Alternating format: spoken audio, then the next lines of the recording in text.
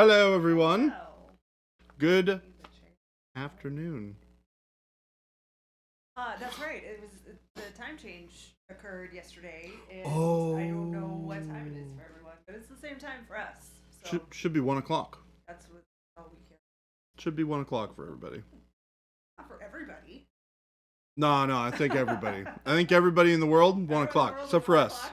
We're the only ones who are two, Can you imagine if there was a place that was like that? Just like everybody was on the same page, except for except that for one. one stupid place. Yeah, four for. T Schmidt, is it 3 o'clock for you right now?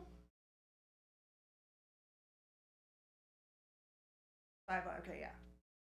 There's an Eastern. Yeah, East Coast Eastern. time. East Yeah, because we're 2 hours behind. 3 for T Schmidt. I think I understand. I never know which way it goes. I don't need. Paint Liquor with their 30-month sub. What up? Good. 67. Oh my goodness. Man, who was it that got 90 the other week? I don't even remember who it was off the top of my head. I think it was actually Big Bob. Yeah. Mm-hmm. Oh, how's everybody's weekend? Did y'all get a lot of stuff done? Getting the kids on the bus and starting stream for so long, I don't know what to do with my child. This 45 minutes of stream. Oh, revel in it. Yeah.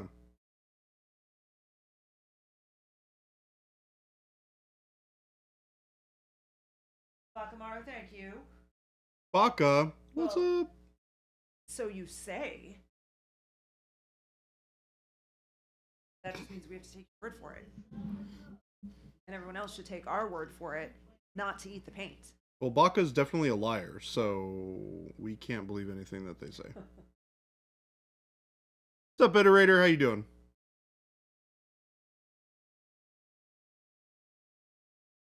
Checked out Gamers Guild yesterday. It's quite a trip for you, I bet. We're there on Friday. I almost went back yesterday. Did you? Mm-hmm. Gabe and I hung out. It's actually really funny. So, story time. So, obviously, we went there on Friday as a team, and a lot of us stayed after for a really long time. I know. Long enough, if I recall, that you were messaging Jason I was like, asking, are you ever coming home? "Yeah, are you ever coming home?" Yeah. And so Gabe and I ended up like staying even longer, like because like I think Jason left at like 9 or 10, and Gabe and I just like ended up leaving until staying until they kicked us out. Aren't they open to like 2 in the morning? They're open until 1 or 12. Oh, okay. So we got kicked out at 12. Okay. At like 11 o'clock, we're like walking Gabe around. lives like right down the street, he said. So I do that was not. nothing. I know you do not. I live like 25 minutes away. But so Gabe and I ended up like, Gabe and I have a tendency to like to try new games. So we were both looking at this card game on the wall. It's called Altered. And we were like, let's give this a shot. Let's try it out. The starter decks are like $15, whatever. No big deal. So we crack open these starter decks. We kind of start figuring it out. And we're playing this. We start this at like 11 o'clock or something at night. And we're both like, this is kind of awesome. And we're like, let's play a little bit more. And then he messaged me in the morning. He's like, hey, you want to go to Gamers Guild to play it out, to try it out a little bit more? And I was like, sure.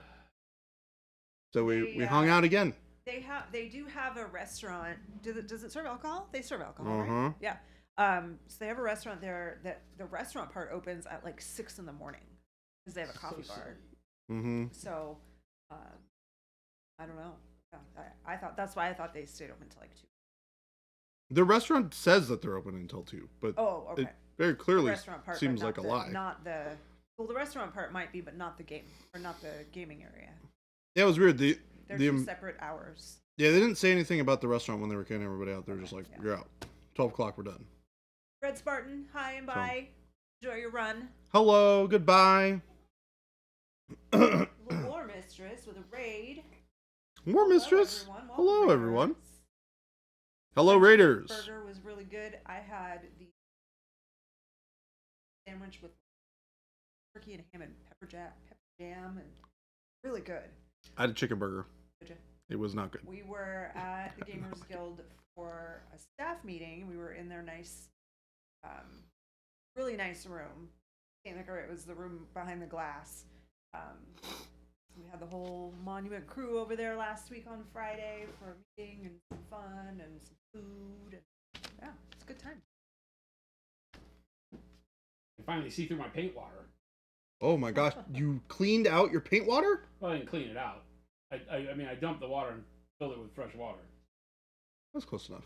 As fresh as Arizona tap water can get. Flapjack went to a wedding yesterday, and it's a good thing I took the day off. Oh, Did geez. some celebrating the wedding. Hi, Jason. How are you? Hoosiers, your weekend involves starting the process of unpacking and setting up outdoor Christmas lights. Takes a month to set them all up. Do you do the whole like Griswold family Christmas light thing? Or you gotta post pictures in Discord? I want. Oh, I suppose I should probably take some good pictures when I go back to Seattle because people do all sorts of that kind of stuff up there. You've not seen anything. You got to drive through the freaking East Valley one that won like the nation's best Christmas lights. Yeah. Oh, real? Yeah, they're stupid. Well, Or real? Really? it Yes. was. Yeah, it's crazy. When we It's over in Scottsdale? It's like people In have Gilbert. fist fights Oh, over Gilbert, how yeah. cool their lights are. it's Like, in Gilbert, and it was in the neighborhood that was across the street from us when we lived in Gilbert, Really? and Crazy. yeah, it was a nightmare insane. because you couldn't. Are people drive. just like driving in constantly It was an just to check absolute it nightmare. out? It was Yeah. on You couldn't get back to our neighborhood. You had to go up, like you had to come in from the north. Because this is the Yes. neighborhood to the south, and you would not be able to get in there because traffic down that street was like miles long. They charged, didn't they? no, They just had it to where they were only allowing cars in as they could get in. yeah. Yeah, it's insane. That's taking your Christmas lights way too seriously. I agree with that. That's like pageantry stuff. That's like Jean Benet Ramsey level Christmas lights. Benet Ramsey. Yeah. What does that have to do with Christmas lights? Pageantry. Oh. Because they talked about like homeowners getting into fistfights Oh. over disagreements of what colors and what sequences they needed to be doing and all that stuff over there. That's crazy. Fun story. So I went with some friends. One was interested in mini painting. Oh, and this is to Gamers Guild. One was interested in mini painting because I played KDM with her boyfriend. I walked her through the intro steps to mini painting and recommend starting with a small model. She bought Mortarion. Oh, jeez. That is in Go fact- big or go home. Is Yeah. that a big undertaking? Is mine out? No, mine is not off. Mine is on. Go big or go home. Yeah, but I turn it down when I'm over there. Well, and it's I may have been the fine. last one It's over there. up.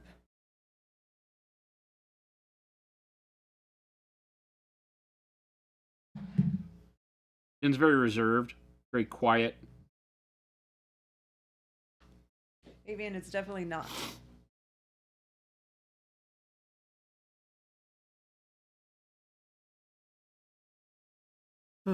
It was not off. Strolla said if I wanted to paint a green-gray skin tone, how would you suggest going about that? It would be for a half orc. I was thinking of dark plum as the base to faded green, maybe. Yeah, could work. Yeah. Go through like camo green or something. Yeah. I think doing something like dark, not super duper highly saturated camo green's a great idea. I think plum is cool because that dark plum is cool because it gets you that warmth that you want in skin to make it feel like it's alive. As long as that still is visible underneath the subsequent layers you're going to put on top of it. I think that's a great idea.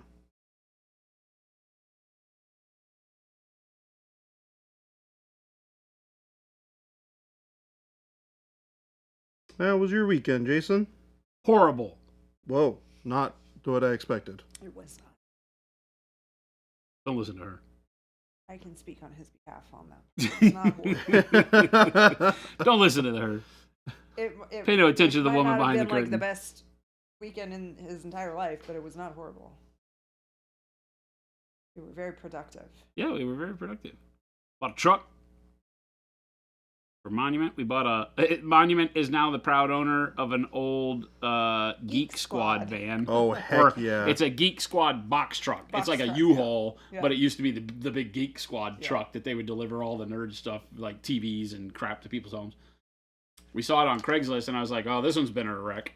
Because it had a black front clip, but it was white. Everything else you could see was white in the photo, but the front clip of the van, it's a Chevy, has the big, or no, it's a Ford. It has the big E350 van front, and then the big U-Haul style box on the back.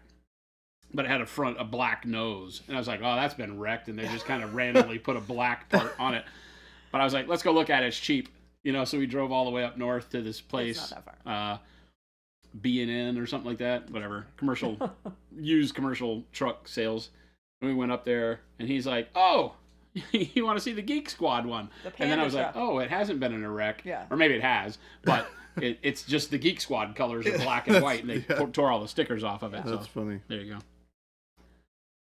Are you guys going to slap a big old Monument sticker on it? I feel like we need to at some point. Oh, maybe. Well, you put a wrap Nerd on it. Squad. I don't care. I don't want our stuff to be visible like that. Oh, Nobody knows who we are, and we're not trying to advertise around town. We could. That's fair.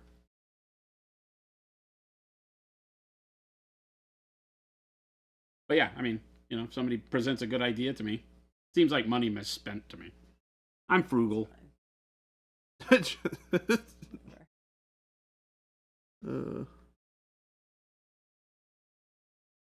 Tag, source. Guten Tag. Did you guys finish up Tulsa King season 1? Yes. Okay. I have not yet. Everybody dies. Season 2's whole new characters. Hmm. It's really depressing. That's not true though. I know this because I accidentally watched season 2 episode. Oh, that's right. You started in the beginning of season 2. Like, what is this? What is it that they like about this show? I don't understand. It really expects me to know too much. It's really funny because you were like waiting for flashback moments to tell you what the hell was going on. Well, the weird thing, right, is you guys had mentioned to me that he was in jail for 25 years. So like, the show starts out with him being in jail. The season 2 episode 1. This is not a spoiler. I won't tell you why, because I don't really know. But I mean, we know why. yeah, I don't know why. But it's really funny because I was like, this doesn't seem right though, because he's like not wearing. He doesn't look like he's been in jail for 25 years. He looks like he just like was in jail for 5 minutes. Wearing his street clothes. Yeah. Well, I mean, his street clothes are not street clothes, but what have you? But pretty PK funny. said, your shorts on YouTube are really helping me learn. Can Baby J do one on green glass bottles to help with pirate ogres? Thank you. green glass bottles. We'd have to find some green glass bottles to paint. Flapjack, no highly problem. unlikely that we will road trip to shows. We'll continue our current process of letting someone Shipping. else drive all the stuff, and we will fly. No, we didn't buy a box truck that will go cross It's country. not for that. We bought a box truck that will go 4 miles. It will go across town. Not even across town. But thank you, PK1919. It will go from... Sorry, go ahead. No, I was just going to say thank you for letting us know that the shorts are doing really well for you. And if we can make that work, I will throw it into the rotation. Is it something that you could demonstrate here on stream? Yeah, it's probably more of a stream thing, only because the shorts are really focused on our texture trainers, and we don't Right. currently have one that has a bottle.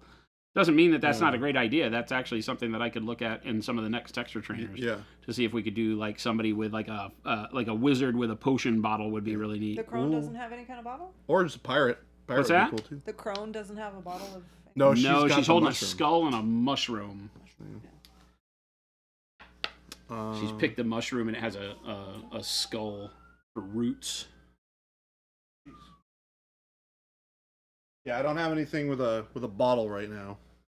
We'll take a look for it. Yeah. We'll See make what it we work. can find. Blood Walrus, hello. Yep. You guys gotta set your alarms for a different stream start time, or subscribe to the Discord notification. Or just move to Arizona. Then you don't have to worry about it. We don't Jim play that Crimmins damn. started playing with Noosh and my Hive Storm KT terrain, and man, do I love it. Mix burnt orange and warm brown and some Noosh, and it's absolutely perfect weathering for the metallic walls. So easy. Nice. Isn't it awesome? That is awesome. Glad you're digging it. Even wants to know, Jason, if you are using turquoise. No, I'm using dark warm gray. Well, I did use turquoise. There is Office, some maybe? turquoise in there. Turquoise was the color for all of the edge highlighting on all the jade body parts. Yes, it's a great highlight color for that. Last week's stream. Excited for you to start kicking around some orange. Orange? Are you not going to do the orange? It's yellow. It is yellow. You are correct. There's no I orange. can't wait for you to start kicking around some yellow. Yes, I will be doing yellow. Correct. What he said. That one. There's no orange that I am aware of. I mean, orange would look good on this. Even though it's not the correct recipe.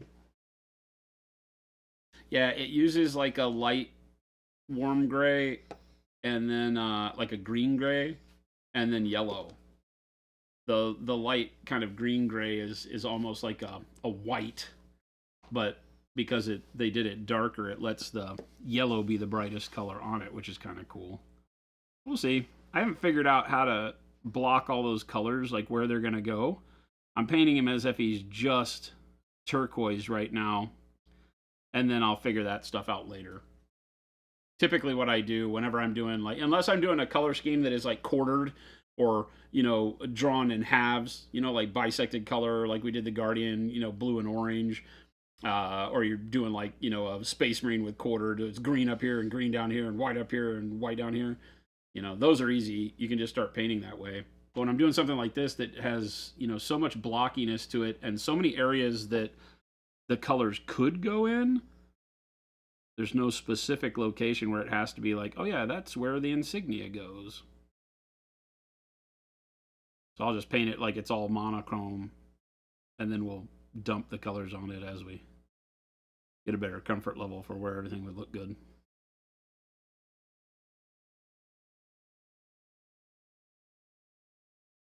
Dork Depot, thank you for the sub. Thank you. Happy Monday to my favorite paint crack dealers. Hey. Uh-oh, hey, whoa. Whoa. Hey now. We don't talk like that. Tomato said the worst part of being in the office is people want to talk to me. No idea why. I don't feel like I give off an I want to converse vibe. That's probably why, That's probably why. right? There's a lot of people out there that have the fix the lost puppy mentality. And if you don't talk, then they feel like they're the ones that are going to break through that shell. And they make you target number one. Bakamaru, do you mean next month, like December? I don't think anyone's thinking that far ahead for challenges. This month, I believe, is already up, right? Did you already post a challenge for November? No. Oh. Okay. That will happen shortly. All right. So then. Did we talked about what it was, right? Hold on. You already forgot. Yeah, I forgot about it. I'm gonna be Bakamaru honest. said, I'm sitting on some Marvel United X-Men stuff and a freaking cool barbarian lady. Do we have a preview to next month's contest so I can decide what to paint? Do you mean this month? So, yeah, you're talking about November. November is going to be a monochrome month. We have not chosen the color. Oh. We could make it you pick. I like that. I'd be fine with you pick. So how about you pick the color? We're deciding right now, chat. November is monochrome month. You get to paint with one color plus white and black, and you get to pick the color. So that'll make the judging really cool because we'll get to see everybody's technique. Rather than everybody paints blue, we'll let you choose the color you want to use, but you can only use one color. And you can then mix it with white and black to tint, tone, and shade it. You cannot mix any other colors in. You cannot use any washes. You cannot use any other types of products except for white, black, and one other color. We are looking for you to be able to tell a story with your volumes and values with that one color, because you'll find it's very difficult to paint with one color and still make things look like different materials. So what I will personally be looking for is models that are not like seeing one-dimensional. You know, like you could choose to paint a lizard, right? To where it would be like in the real world, it would be one color. Try to step outside of that thought process and paint something that would be lots of different colors, and paint it with one and see if you can get it to make it look to where all of those different things, like if you're painting a character with boots and a sword and you choose red, how do you make boots look like they're leather and the sword look like it's metal when all you have is red? We've done these before. A long time ago we did blue, and I painted the female Darth Vader 75mm model to show you how to do skin and armor and fabric with a single color. Wasted Mindset, is that a custom Timberwolf print? I thought the Battletech minis were smaller. This is the one that came with the Mercenaries Kickstarter. It's a big 100mm or 105. I don't know. It's big. Gigantic. But no, it's the model that the Catalyst Game Labs made. So it's official. It's an official, it doesn't say anything anywhere, but. Alex Giron, hope all is well. Any chance at an airbrush matte varnish? Yes. Coming soon. Soon. That's all we can say right now.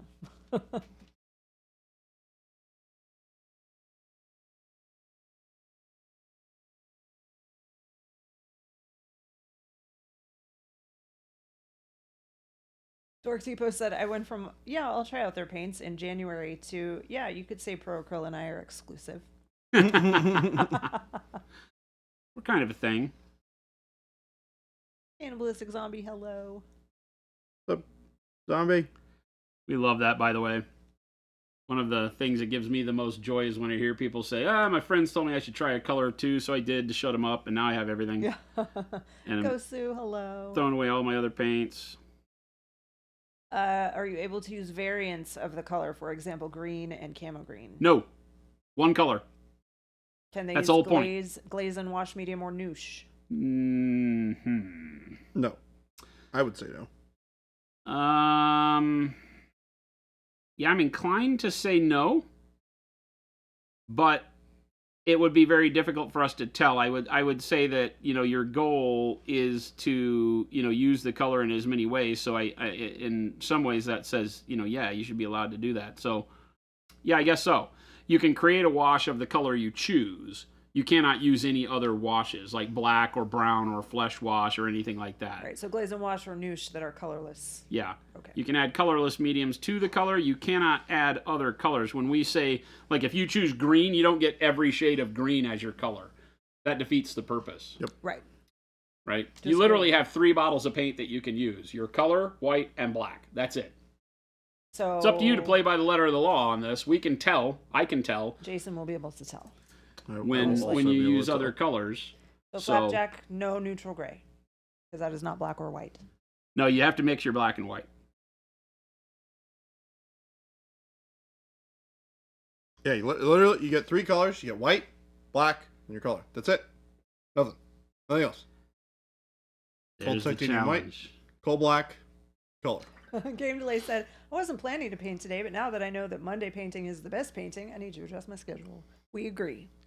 Adjust your schedule.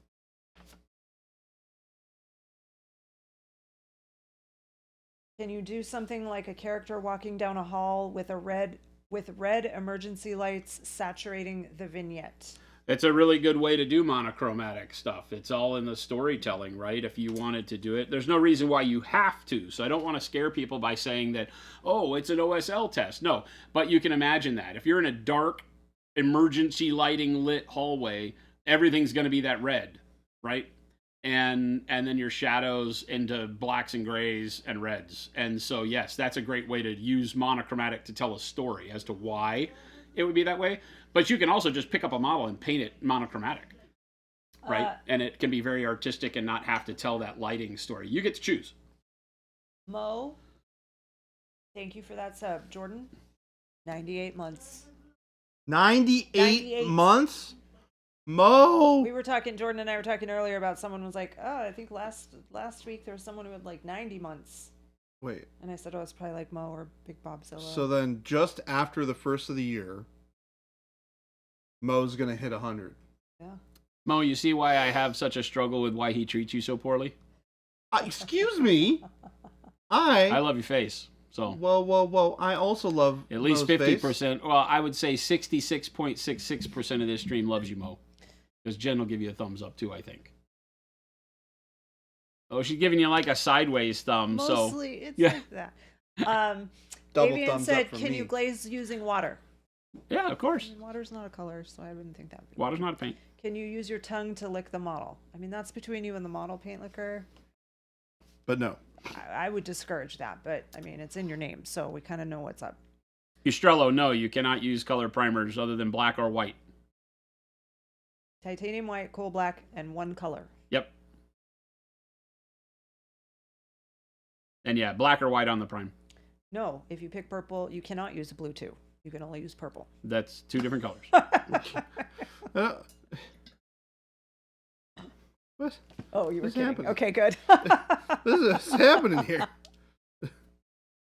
My color of choice is gray. I mean, that's on you. You can just use black and white. Yeah. That'd be fine. If you wanted to use black and white and have your one color choice be the gray in between and float those any way you wanted to, that'd be great.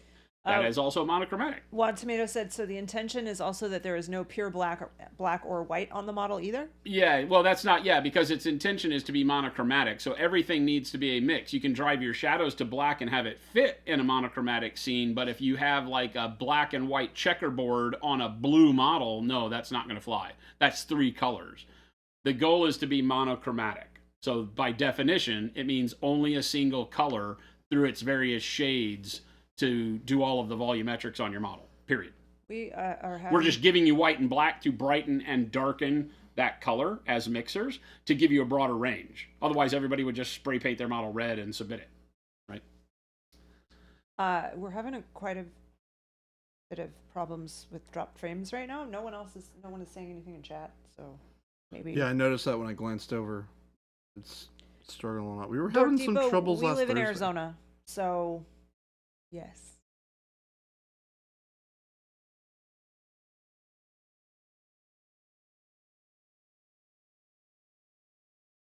Bet you Gabe's uploading something. Not even satin black? Coal black. Transparent? If you want to trim your base using satin black at the end, I'm fine with that. That's allowable. Are you allowed to pick a transparent? Sure. Your single That's a color color. can be any color you want. It doesn't have to be pro-acryl. Oh, You just they're can only use different. one color. Not last week. It's just wait. Okay. We were having Now they're seeing the drop frames. Yeah. Audio and quality has been fine. Frame issue is my internet, so I didn't say anything. We need to get all of our people to stop watching YouTube while we're streaming. What pro acryl color would you recommend to base coat a cream colored cape? Was thinking warm flesh or dark warm flesh. I think you need to go darker than that. I would start from like dark umber. Yeah, one of the umbers, Yeah. darker light umber, or the orange browns or dark green brown, something like that, so you can bake your shadows in. Now, if you're painting in a way that, Spitfire, if you're painting in a way where you plan to add the shadows back in with a wash or something, then yeah, you could go with like dark warm flesh. It's going to be on the yellow side, for your cream, but that could be exactly what you're looking for. I like browns. You could go into like light umber as a base and then mix your dark warm flesh into light umber or dark umber as your mid-tone, and then start doing the cream color through either olive flesh or ivories mixed into that. Jordan and I like to teach from a perspective of choosing 3 colors. One is your dark color, one's your mid-tone, Yep. right? And one is your highlight. Yep. And, stop thinking in terms of triads as a single monochromatic family and start thinking in terms of them being, colors that complement one another for doing the job they're supposed to do. Shadows are cooler, so pick a variation of the color or a color that plays well with your mid-tone that is a cooler version, right? and highlights can be warmer. So again, go in that direction there, something that trends more yellows, oranges, reds, or whatever. But again, it all comes out as to what you're painting. If you're painting something white, then you're going to have less color variation. And we'll get this all posted in Discord. End of stream today, Jordan. Yeah, I'll sit Tomorrow? down and post it after. Yeah. After. Either late this afternoon or first thing in the morning. First thing for us in the morning. You're not going to leave right away after stream, are you? No. Okay, cool. Then Punisher, you're I'll correct. take care Any of it. color plus black Yeah. and white. Yes. Yeah, but we'll get it posted in the Discord today.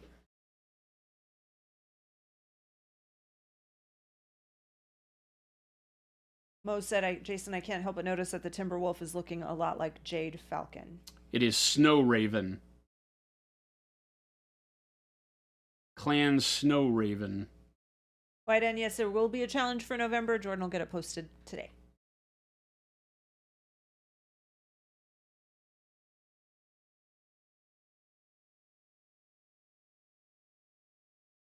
Missed it. Now here we changed our time. Stream is 1 hour early. Yeah, being in Arizona, our time never changes. So it's still just 2 to 4 p.m. Arizona time. Yep. That's all we always had that bit in at the end of the show where it's like, if you don't know what time it is, look at set. So on your phone, you have a world clock, guaranteed. Go to your world clock and put monument time. Monument. Phoenix, Arizona. That way, open it up and look at your phone during the day and see what time it is. And if it's between the hours of 2 and 4, we're live. There you go. It's Clan Trash Panda. Oh, that would have been awesome. We should have done that. Is that an actual clan? I mean, it could be. Dork Depot. I love your logo, by the way. You live by Monument Time Zone. Live it, love it.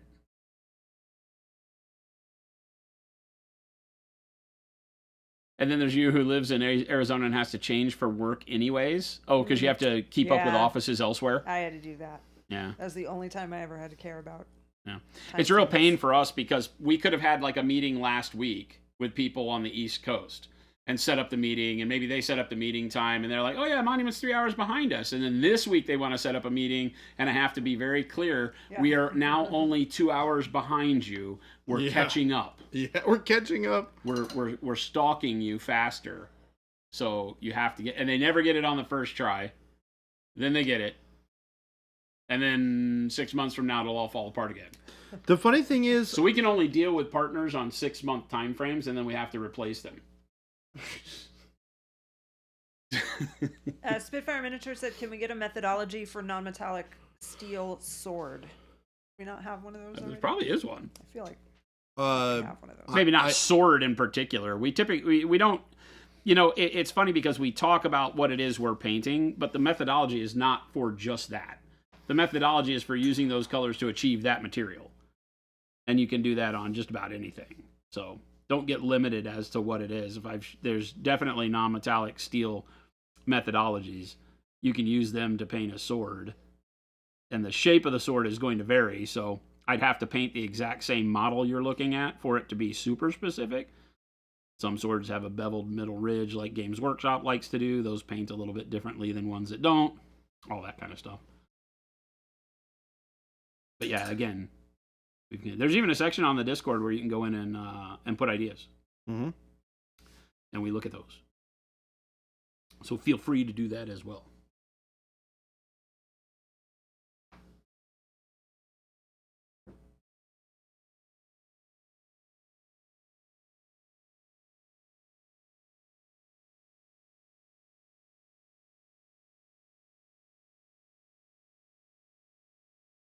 The methodologies we do them now, we just ask that you kind of think that, we do them based around the texture trainers mainly. And so what we have in the way of a sword is the axe on the warrior that we could definitely do.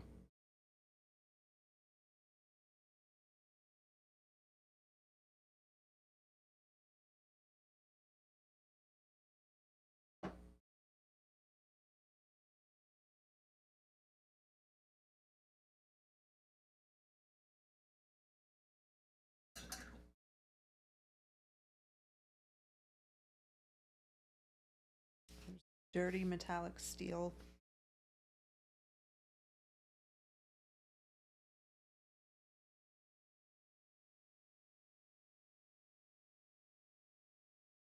Non-metallic steel. Blue. It exists.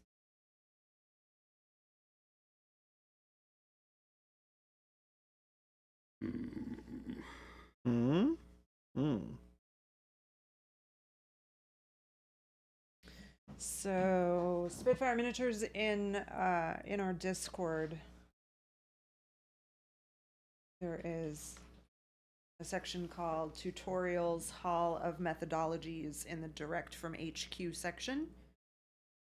And there is a steel methodology in there. They're also on the website. They are on the website as well, yes. But join our Discord because it's fun.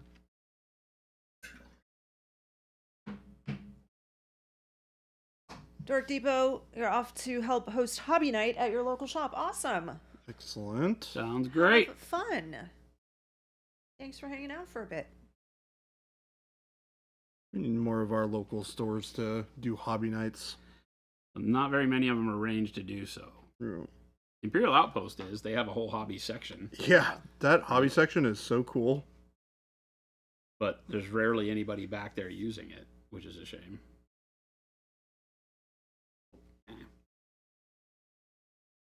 Payne's Gray Khaki Pale Yellow is Paint Liquor's favorite blue steel combo. What's that? Payne's Gray Khaki and Pale Yellow. Yep.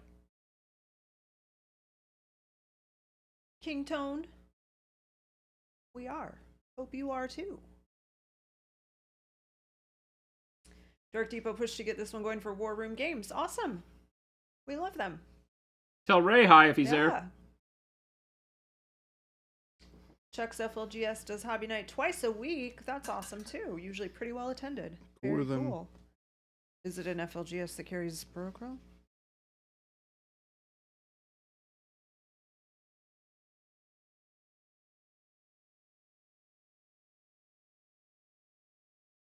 Oh, Waito didn't even know about the Nova Open Convention, and I live here in DC. Just found out about it. Awesome. You should go next year. Go next year, yeah. That show is a blast. Ray's in Kansas with his boys, but he's supposed to call tonight about a project we're all working on together, so I'll tell him hi. Well, thank you. Remember that he did a lot of traveling with his kids for sports. Baseball, maybe? Yep, baseball. Probably lots of other things, too, but I know that was big for him. Chuck said something like 30% of hobby folks there use Procrawl, but the shop doesn't carry it. What? I'm sorry, what? Well, that's not very smart. So they just sit there and look at all the money that they could be making? Like they just watch you guys using the paint that they don't sell? That's crazy. Tell them to call us. Tell them to get on it. Yeah, I feel like that is, like, actually wild. Yeah.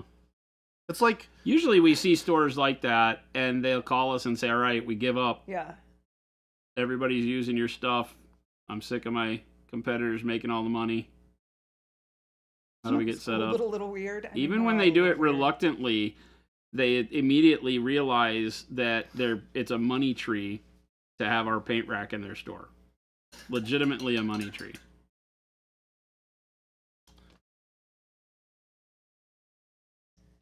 Zombie, you don't think you'll be able to go to Nova next year? No, That's a bummer. You make it to any others? Oh, wrestling was the sport. Oh, okay. That sounds right, actually. Full scholarships for wrestling now. The oldest is close to breaking top 10 in the nation. Awesome. That actually sounds right. Yeah, I mean, I know it is. National champs this year. Paint Liquor almost bought the pistol grip brush at Gamers Guild yesterday. Ended up getting MCP Sentinel instead. Kind of wish I did, but I guess I can buy from the source. Yeah, we got them.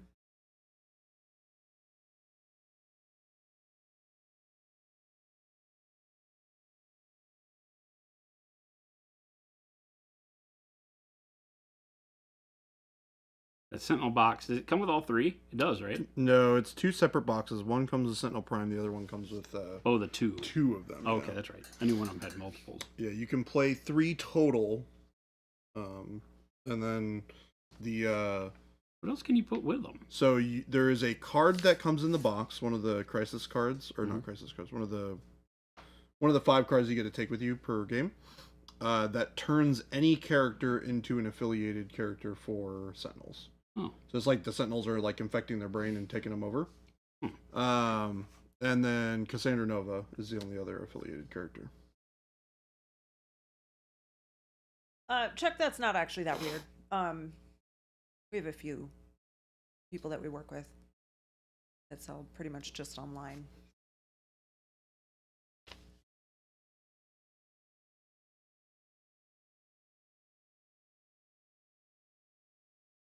Kingtone said, Pro Krill's consistency helped me understand layering, such a hard concept for me to understand and apply, but eventually I got there. Awesome. Nice.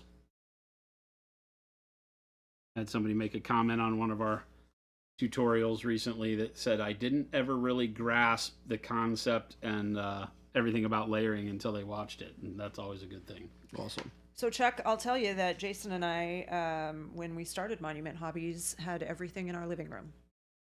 Is that weird? And the BattleTech guy that sells out of his garage has been one of our customers for longer than most other retail stores. Oh, so, yeah. Really? Again, That's we don't think hilarious. it's weird. Yeah, they do Southern Assault. He's really big into it.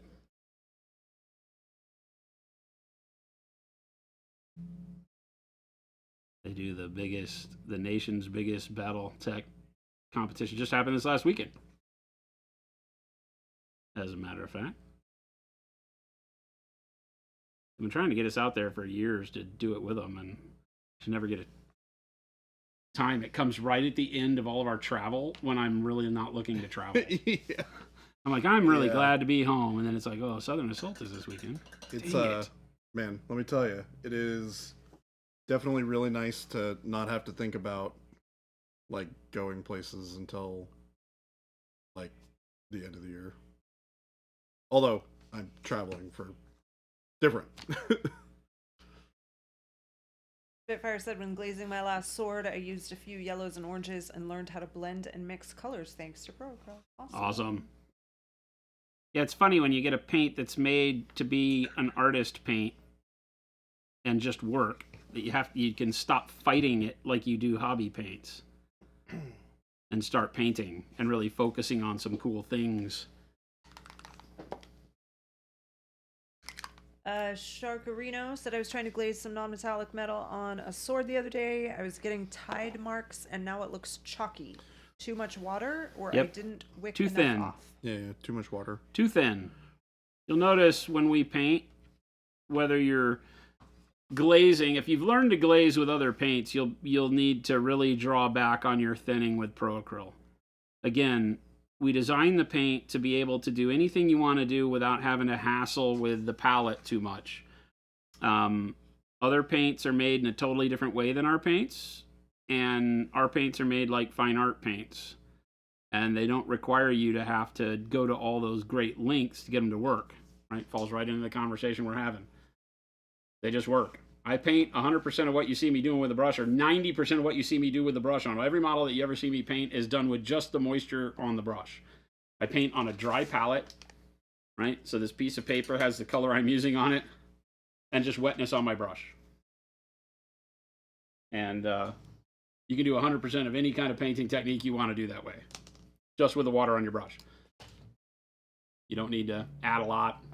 Don't thin it down. Don't try to glaze in 15 passes. There's absolutely no reason to paint that way unless you're going for a very desaturated look, maybe, because you will reduce the vibrancy of the color by such an amount that why are you even using that color in most cases?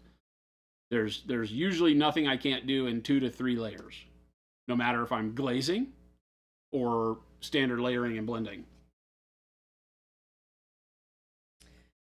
Where was the BattleTech thing? Do you know? East Coast. Oh. I want to say in the Carolina someplace. Just look up Southern Assault.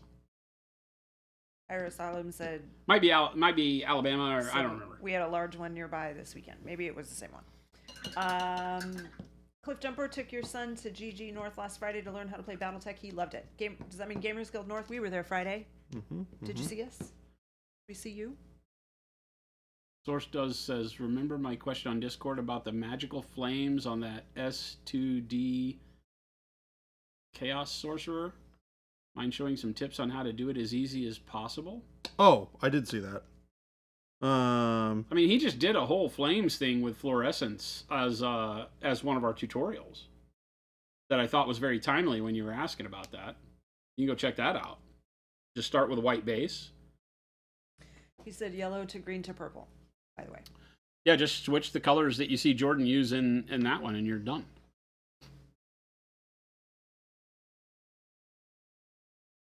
Hi, Jade. Drive safely. Sharkarino says, I was trying to blend your layers together better. So are you using the glaze as a way to blend after you've put your base coats down, or are you trying to blend by glazing? And I guess I should separate those two. There is a way where you can go in, we have this. So Mashik, who is Flame On Miniatures, this is how he paints, okay? He painted this at Adepticon. And you can see how he bands all of his colors together. So it looks like candy corn, right? You can see where one color starts and stops, and you get these bands of color everywhere. It's so crazy because you don't see it until you look at it. Yeah. See how the gold, none of that is smooth or blended. It's all bands of color. And then what he does is he goes back once he has this is how he places his lighting, whether it's metallic or not. Forget that this is all non-metallic metal. He does the same thing when he's doing cloth. But he gets all the bright spots and dark spots and reflections and highlights and all that stuff placed this way using blocks of color. And then he goes back and uses glazing to glaze in between those to smooth them out to where they look perfectly smooth. So he'll take like this brightest color here, this bright pale yellow, and this bright yellow ochre. He'll mix those on his palette and glaze in between the colors a bunch of times in very thin glazes to get those two colors to blend together so you lose that line, right? Oh, Cliff Jumper talked to Jordan at Gamers Guild on Friday. Blend after Oh, yeah. layering. Yeah, so if you're doing this, because this is what he would call layering, and if you're blending after layering, then you just need to make sure that you're using your colors not so thin, you know, so that you can you make sure that the color actually has an impact every brushstroke you put on there, right? So that you can blend those together, and you don't have to do it like 15 times or whatever. Now, some artists will do it, and he might come back here and hit this 3 or 4 times to blend in between those, but... I believe you It was Gabe and Christopher. gave a few Monument employees some advice about Marvel Crisis Protocol. It was Gabe and Christopher. Gabe and Christopher. Chris and the Gabe. Maybe I'll get the Flame On box. I have some new Stormcast to paint. Remember, it's good for a lot more than just non-metallic gold. We use those colors on everything but non-metallic gold a lot of times. True. It's true. In fact, I think for the longest time I used it for everything other than gold for a while. I don't remember what I was painting last. We used a lot of it on the bear. Right, so a lot of that. I have burnt orange in here too. But a lot of the colors on the high end are all of those. I just love the bright yellow ochre and the bright pale yellow are fantastic at getting the highlights across. Do we have the texture trainer number 2 floating around here, the studio one? I don't know. Because that was used almost exclusively with those. Yeah, he did like this is a box art that Jordan did for the Hunter, and that's almost all Mashik's set, right? Other than like the umbers and stuff on the pure browns. Red Spartan, back from your run? You did 5K already? That was fast. You did 5K in an hour? Not even? I mean, it's like 3 miles, so. Oh. It's probably okay. It's Fair. probably reasonable. That's not that Not for crazy. me, it's not, but Jordan's like, holy but hell! for people who actually I was like, run. dang.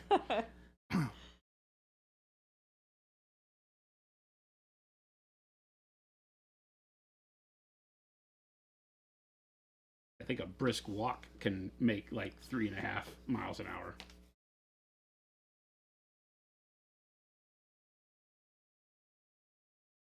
We start at exactly the same time, Sugar Rush.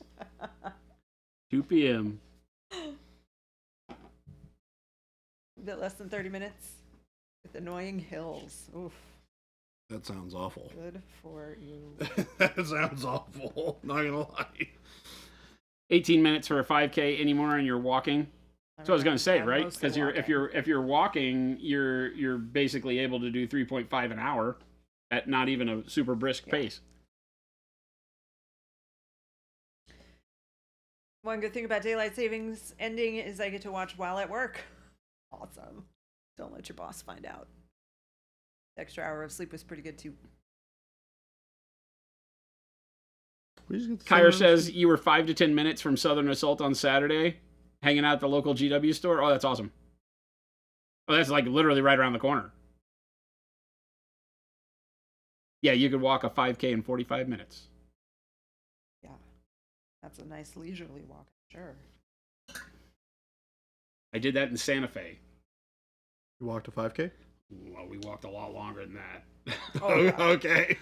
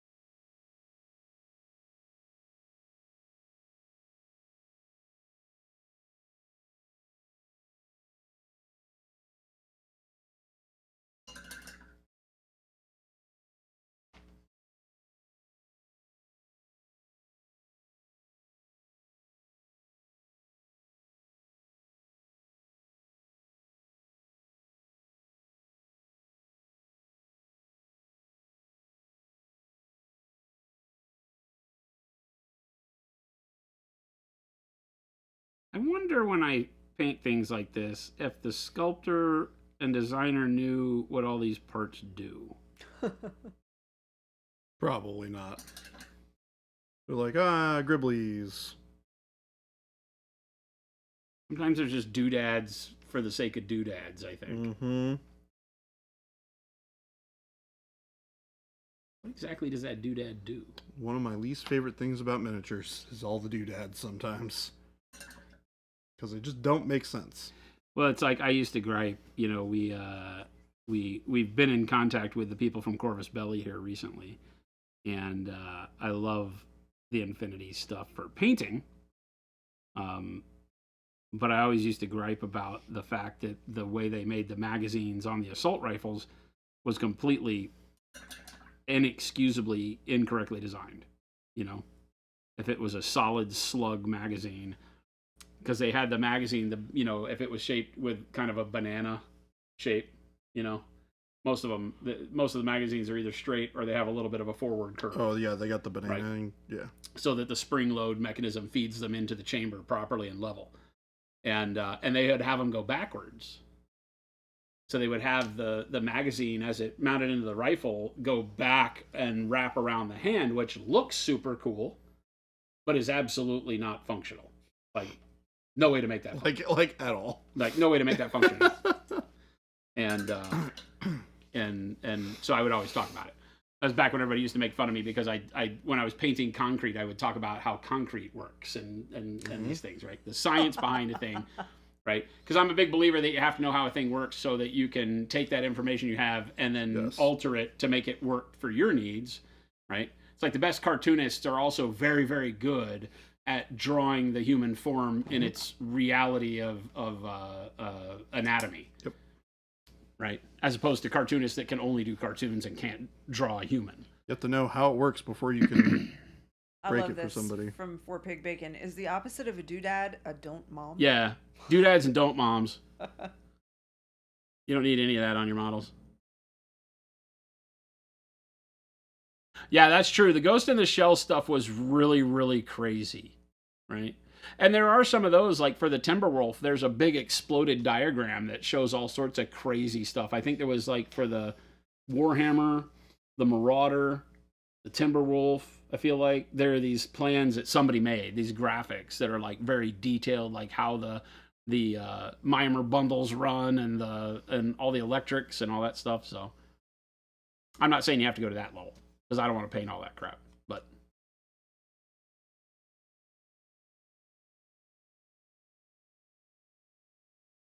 unintentionally, you learned why the bullpup exists and for what reason. So you can get a longer rifled barrel and a shorter munition. Is the only reason the bullpup exists. What's a bullpup? Bullpup has the magazine and firing chamber. If you were to shoulder a rifle, the magazine and firing chamber is forward of the stock, right? And so all of that is out forward. So in order to get a rifled barrel, like say 16 inches, nice rifling, good distance, good control, good accuracy. Yeah. But you want that so you have this length. Well, the bullpup brings the rifled barrel with the chamber where the bullet has to be in the magazine or at the end of the barrel. It pulls all that back here, right? So that the chamber is here. They're horrible for ambidextrous people because if I fire a bullpup left-handed, it puts a bullet right in my eye socket as it ejects the magazine because I'm left-handed. Yeah. So I can't fire a bullpup very, very efficiently. Yeah. And but for right-handed people, it pops it out like at their shoulder level. You also shoot left-handed. I shoot left-handed. That's very interesting. Yeah. Benefits of the full carbine without the downsides. Well, carbine's technically a shorter barrel. I also shoot left-handed. But you assume the bullpup existed because a bull and a dog got frisky? You can do the chamber on some of them where they can make it left-hand shot, but I have not wanted to invest the money to get one like that.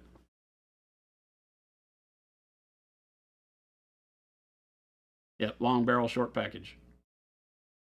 The M16 hates left-handed shooters as well. It definitely does. It definitely does.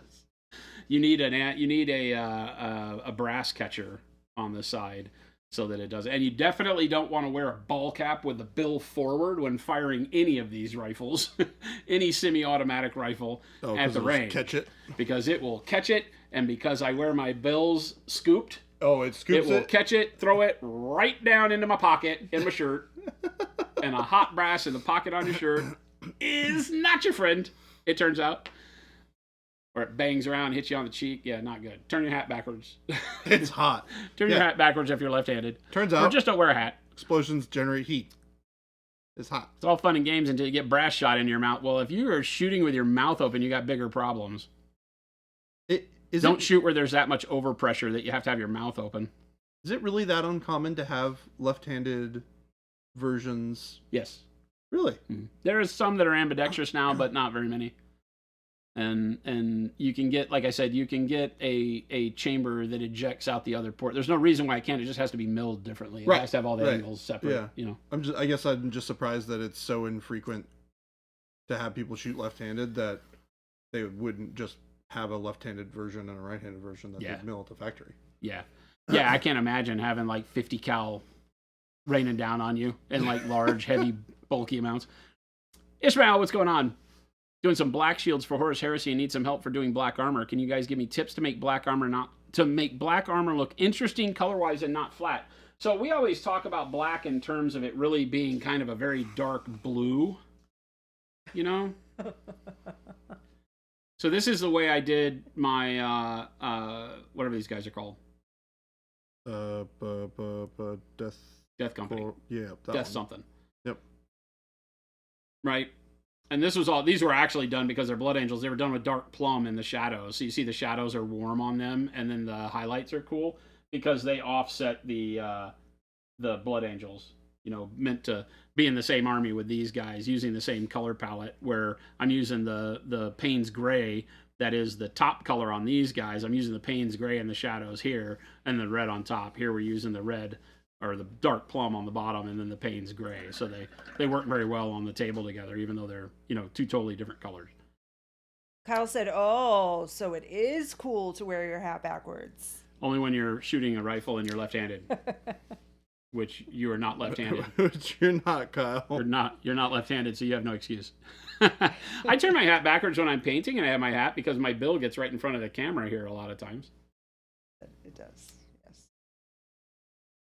Yeah, so stuff like this. This guy is on, we have a YouTube that documents painting him. There's also one where I talk about going from ugly to awesome, where I paint this guy, right? Same kind of thing, but two totally different methods to achieve very similar results. This guy I did all in black and gray. So all the highlights were done in bright gray and up to white, and the model was painted in blacks and grays. So you sketched it up and you had it look very flat, like you're saying, very uninteresting black. And then I took transparent blue and transparent black and airbrushed it very, very thin over the top of all of that black and gray downward. So you get that cool blue hue that makes the black look a little better. And then I used red, transparent red and transparent black and shot it up from the bottom, right? And if you thin it way down, then it just acts as a brief filter. And that's all this was. And then I went back with some white and highlighted it again. So this is this is the easiest way to do it. This is more difficult because it's just standard painting, working up from, the Payne's gray, using the kind of the same way I would do non-metallic metal, right? Using the Payne's gray and the white blue, right? But just not going very bright with the white blue until you get to the final little doots of brightness on the rivets and stuff.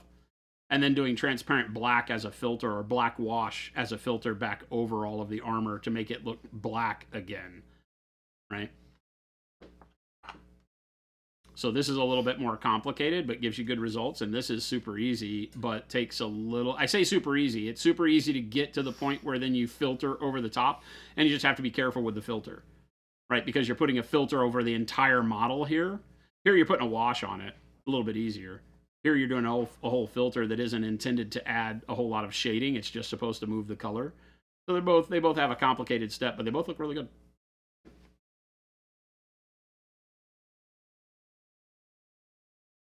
Davian, you went down a rabbit hole 2 days ago about the Stetson hat. How the bowler was the most common hat in the Old West, and why the Stetson got its shape. Have something to do with shooting?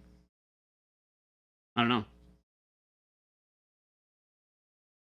The Stetson, the like common The cowboy hat. So Yeah, you watch all the old movies, and a lot of people will wear bowlers in and around the towns, and then the wider brim Stetson out on the range as they're riding. I would have thought it would have been for shading you on the horse. Yeah. You know, lassos. Oh, to prevent you from getting lassoed. Oh, I can see that. Catches the hat first before it. The brim. I was gonna say the sombrero keeps the shade off my head. I would have worn a sombrero. You just need a Mexican blanket and a sombrero, 2 mules for Sister Sarah, a couple 6-shooters, a bandolero with some bullets, and an old cigar to chew on, and nobody messes with you.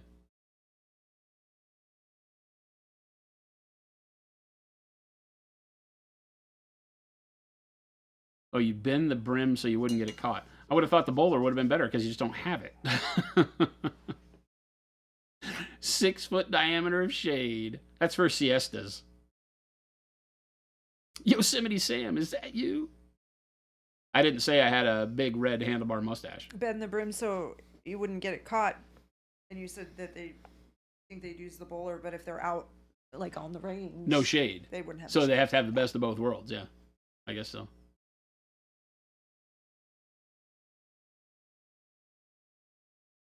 I want a 10-gallon hat. That's what I want. I would have been that guy. A big 10-gallon hat walking around. I can believe it. Standing up like. Yeah. Yeah. That way you keep all your stuff in it. Yeah. You know? You get to town, you just have to kind of bend over to take your hat off. Yeah. And then you pop it off, and you can reach in, and it has all your stuff. It's like a backpack before the backpack was invented.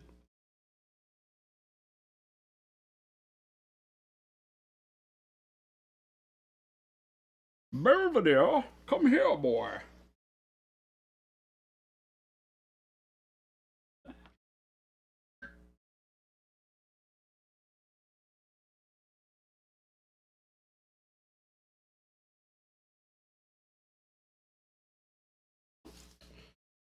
Oh.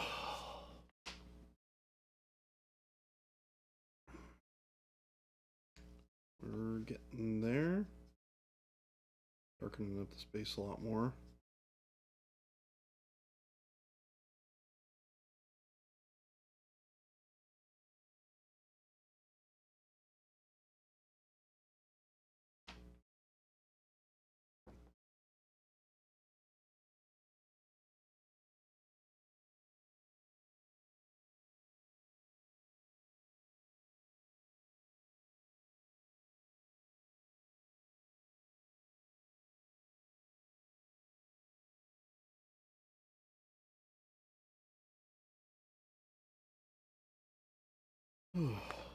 Everybody voted already?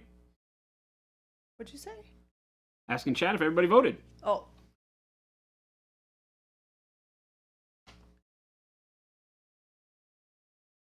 You gotta vote so they stop sending us these damn text messages. Yeah. I thought that they would stop when I voted, but No. I told her it wouldn't stop till after Tuesday, but they have not No, stopped she didn't yet. believe me. In your ballots tomorrow. Good for you. Make sure you do it. We don't need to talk politics. Just make sure you vote.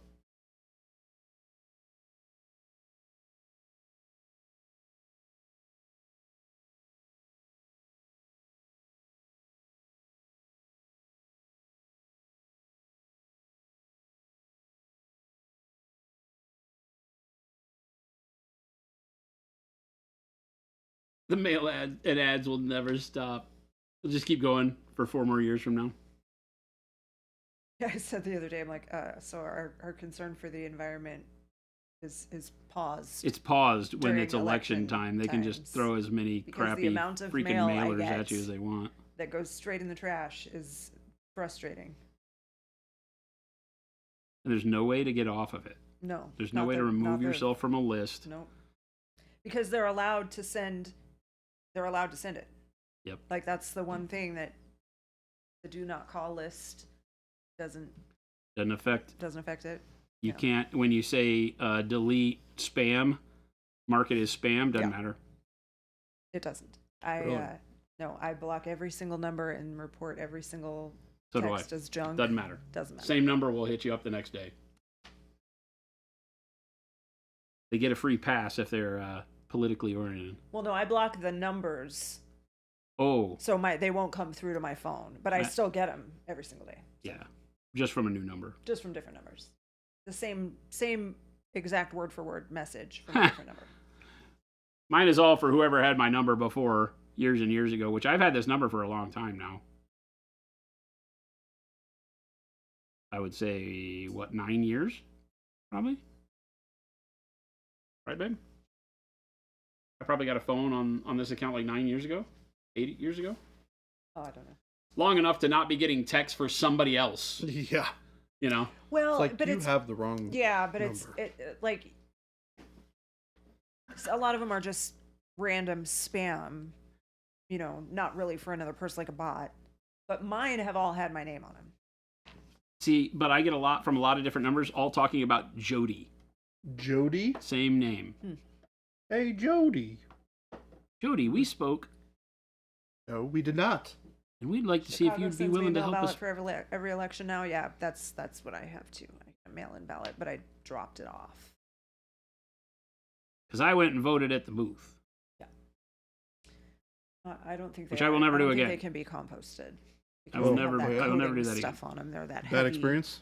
No, I just, Shiny when I cardboard. saw Jen, I was very jealous. Oh. I didn't know Oh, 'cause that, I just had I to- didn't know, I didn't realize that here you could get the mail-in ballot, fill it all out, and then just go drop it. Yeah. And they'll take it at the same location. They don't force you to mail it in. That's what I've done from the time that I started getting the mail-in ballot. I've never mailed it. I've always Yeah, I would taken it always and want to dropped hand it it. in. I don't know. That's just me. I mean, yeah, you never know what's going to happen in the mail. It's like they lose with packages all the time. Vic Danger, Don't wanna lose your traditionalists ballot. like to vote on the actual election day. It makes it special. That's cool. Yeah. Our the local school Yeah. right by our house has had it for like 2 weeks or 3 weeks or whatever. So we just finally went over on Saturday. Yeah. It was easy, in and out. Didn't take very long. Early Very helpful voting people. Started like October 9th, I think. Everybody was cool. People were Yeah, very they were helpful. super nice. Super nice. Your entire state does mail-in voting? I think most do now, but you don't have to get it sent to you. You just want the mail ballots to come with their own I voted. Hers did. You got a sticker Yeah, it in came yours? with a sticker. Yep. And they also tried to give me one when I dropped it off. Like, take a sticker. I'm like, I already got one. Avian's like, I have to explain I'm not a middle-aged woman of Spanish descent.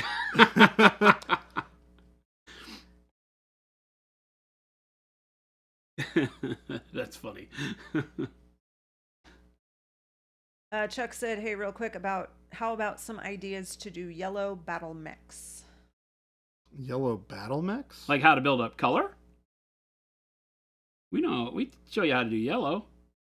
I like starting from like burnt sienna, burnt orange, even black brown, depending on how dirty you want the yellow to be ultimately. If you want it to be really battle worn, then dark or black brown or dark umber is a great place to start. But the oranges are great, right? Burnt sienna to burnt orange to golden yellow, or to warm yellow to golden yellow works really well. You know, a lot of people say paint pink because somebody made a video about painting pink, but all pink does under yellow is make orange, and so just use orange and skip the nuisance of when your yellow doesn't cover the pink right. Yep. There's no need for that. That's just kind of an unnecessary step. It's cool because it does something you don't expect, but you should because it's a red. And what happens when you mix red and yellow? You get orange. You just don't get as intense an orange when you use pink. But a lot of people, when they use hot pink, they're really blown away because it will be an intense orange. But yeah, so just use like a burnt orange instead of a regular orange, and you get there already.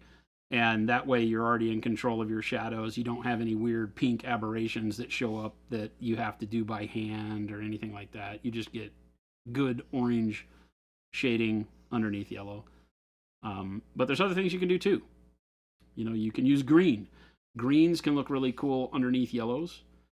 If done right, they give it a weird kind of different kind of dirty look, almost like a tarnished dirty look. It's great for starting your like kind of super pale or cold yellow non-metallic metals as well. Yeah.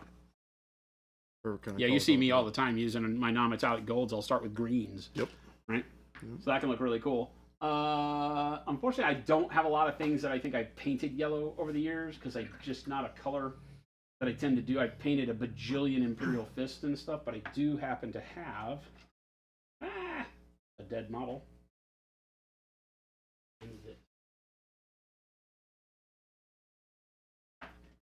Right, so this is the way I did the shoulders on all of my Titanicus stuff. Right? And so this started with mahogany. And then burnt orange over the mahogany, right? And then the golden yellow mixed with the burnt orange, and then just golden yellow, and then transparent orange over the whole thing.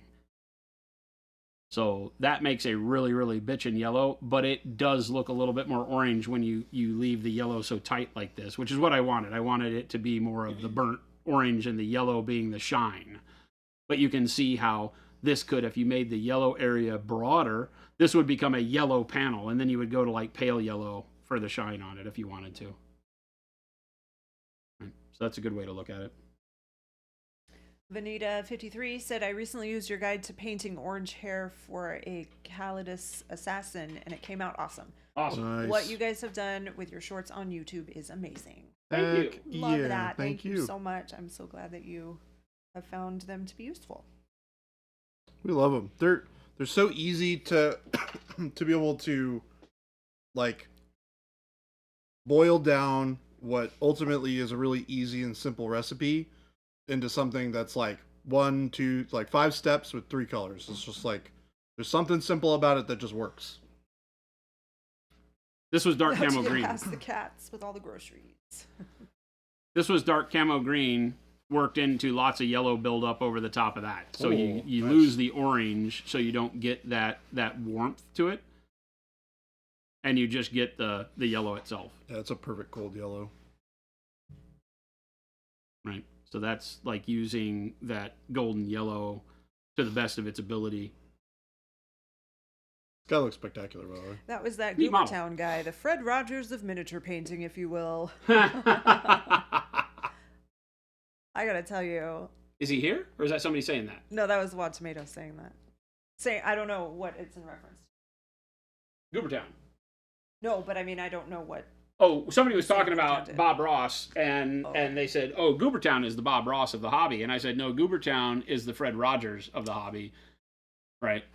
But I don't know what Wad Tomato is saying in reference to Goobertown right now. But did you just now say that? Uh-uh. Oh. He is so nice, and Oh, Brent's great. talking to him at Spiel was funny because I was talking to him and I could see people like walking by and pointing like he's a celebrity. It was crazy. Oh, the pink under yellow. And he's super humble. I thought Vince did it, but I don't know. I don't keep up with that stuff. So I thought it was really cool when he was there. He definitely felt like he was like having a good time and being like really relaxed about it. I think he got less people coming up to him there than he does usually in the States. Oh, I'm probably. sure. Yeah. I'm sure. Yeah. Just by, geography and stuff. I can't imagine going to like Adepticon Yeah. as anybody As who Goobertown, does yeah, any yeah. of that sort of stuff. Like, Yeah, Maine, Yeah. I think. But yeah, he was, and when people would come up and talk to him, he was always so polite and so patient, and they would be like, would say something, and he would always introduce himself as "Hi, I'm Brent," and like it was just really nice. Brent is super approachable. Yeah, and very, just a very super approachable. genuinely nice guy. Yep. Now, I don't live around him. I don't hang out Well, with him and yeah. go drink beers with him Yeah, on Wednesday. we don't see him daily. So it could be a hell of a front, but Right. he is doing a Right. hell of a job He being a does great guy. good job. So he gets kudos even if he's faking. if he's good enough to fake like that, Yeah. It's Kudos. very It's like that Kudos picture of indeed. Fred Rogers flipping the camera off. Yeah. Like he may have a mean streak, but I don't believe it.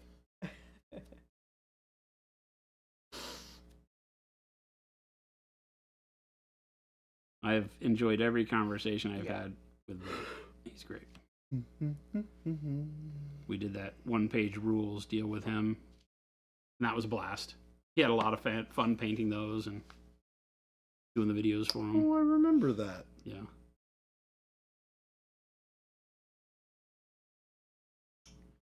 Trying to figure out what color I want to dry brush this sand. All of them. Okay, starting from one, going through the list.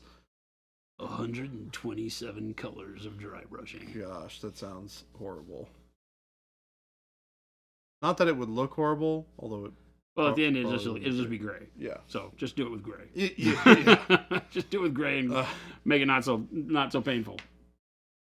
Jason, there are so many things that you needed to paint over on this.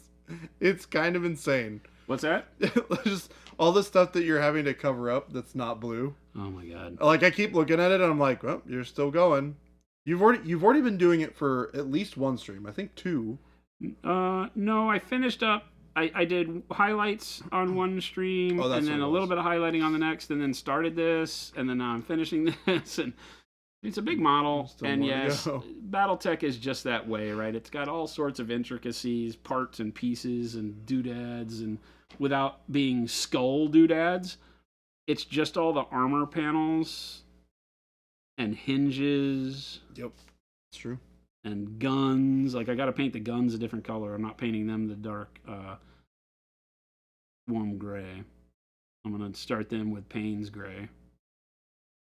So I can have, like, gunmetal barrels on all the guns and missile launchers and stuff. And skulls. But yeah, every time I set the brush down, I look at something else and go, oh, damn. Oh, there's a doodad. There's a doohickey. There's a thing.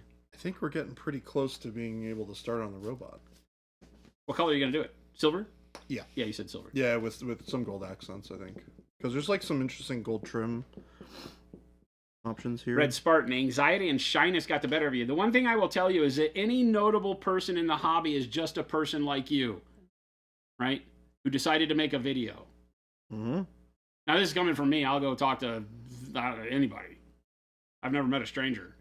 But seriously, that most of them would be much more excited if you just walked up and talked to them. And the ones who aren't don't deserve your support. Yes, 100%. That is accurate. Yeah. If anybody that you walk up to in this hobby is off-putting, unfollow. Yep. Immediately. Yep. There's no need for it. We're literally, everybody in this hobby better think of themselves as just being you on the other side of the camera. Yep. Same thing. Just like us. I tell everybody all the time, I may be using the bottle of dark warm gray that was right before or after the one you're using. Mm-hmm. We're legitimately just people that are consumers of our product like everybody else. Papa Chicken said, so I know you all were literally just knocking on the yellow transparent over pink undercoat, but I really love that look. I'm experimenting with getting that effect with other colors as well, but I'm having limited success. Any tips? I mean, literally burnt orange, right? The thing that it doesn't do is give you a deep enough shadow. And the reason why I don't like it, and this is really the only reason, because any red under yellow will give you a good orange. So if you build up any fade from red to pink and then put yellow over it, you'll get a good yellow. But you will always be worried about, on painting three-dimensional surfaces, having pink in the recesses and stuff, like the areas that will look pink. And there's no reason for there to be any pink in yellow ever, period.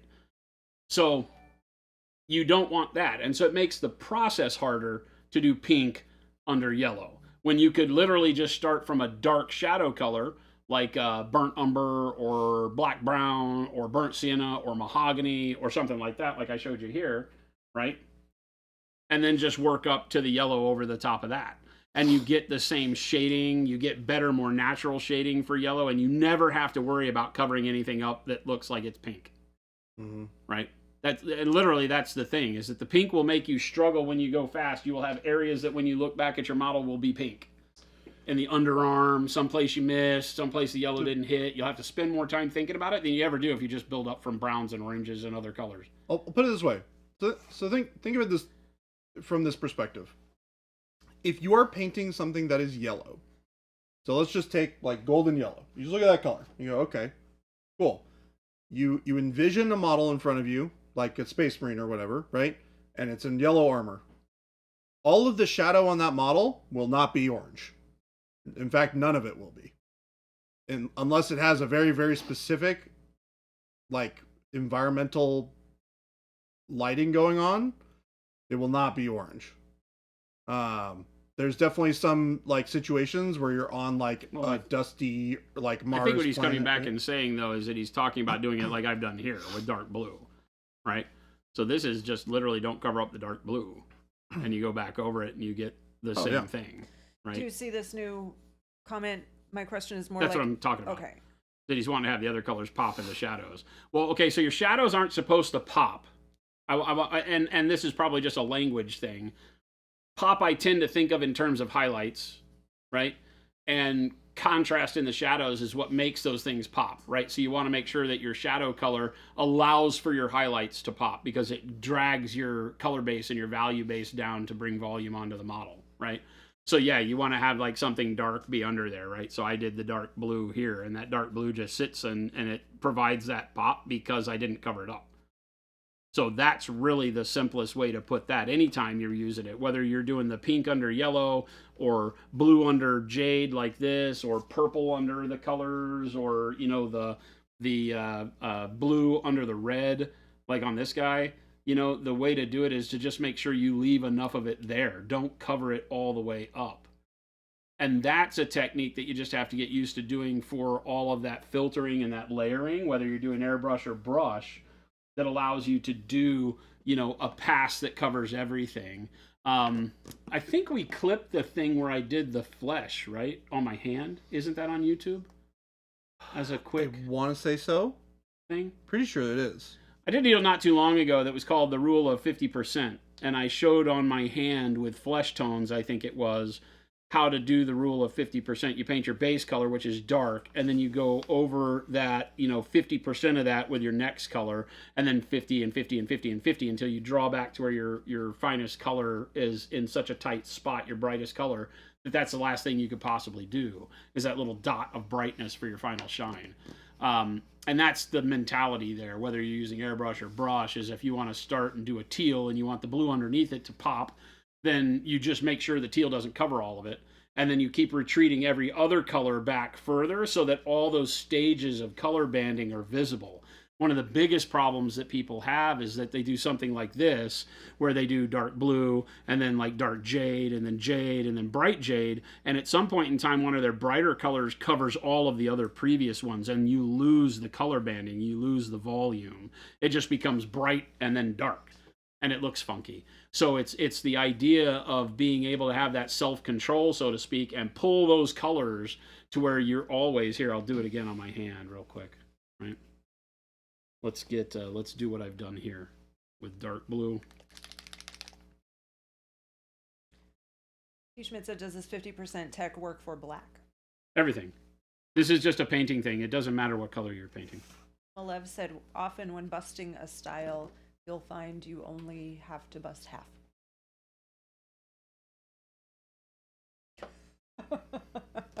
Say what? I'm sure that was. I'm trying to really process. my delivery. Malev, I'm trying to process what Jen just did here, and I'm not sure I'm following. Right? I think that's just Malev's way of saying hi. Yeah. Yeah. Every time Malev comes in, he has a one-liner. Yeah. Or like a long soliloquy. Traces back to his freestyle roots. I know, Malev. Good to see you, buddy. Yeah, half is 50%. I was just saying what you said, but without communicating. Gotcha. Understood. So I'm going to show you how to do it with 4 colors here, just so that people will kind of see it. You can get as complicated as you want with this. Do you want to go one painter? Yeah, sure. Yeah. So, again, just using my hand as the easy palette, right? My first coat would be my shadow coat. And so my shadow layer is going to cover 100% of the model, right? The reason why you want that to cover 100% of your model, even though you know that highlight colors are going to be brighter, is so that every color reacts to the base the same way. Especially when you paint with a black base coat, right? With a black base coat, if I don't paint the place where the highlights are going to be with the dark blue, I leave them alone. Like you just turn the model upside down and spray dark blue into the shadows, and then you spray every other color from the top up. Well, so the colors from the top down are going to have black underneath them instead of blue, and so they will look different. So just make sure you cover your whole model with your shadow color, right? Then what you'll do, and I'm trying to let these dry because the problem last time is that they'll start to wet blend on my hand here, right? And then what you want to do, and let's do this one 75% because I got too many colors.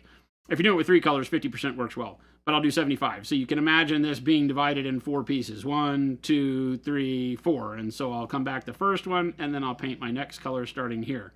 I will cover kind of at, I don't know, not quite full opacity because I want to see some of that blue from underneath it. And I'll just cover with quick strokes 75% of my blue with my dark jade.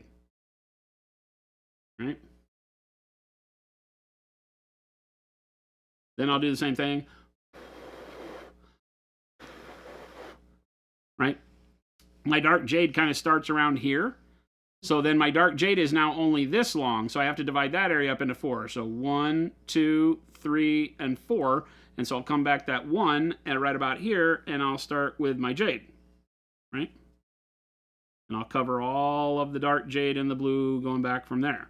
And I'll just do it in those quick strokes again and get my coverage. Right? Then again, with bright jade, and same thing, you'll take it and go, now the jade piece is only this long, so you'll divide it into 4. 1, 2, 3, 4, and I'll go 75% of that right around here, right?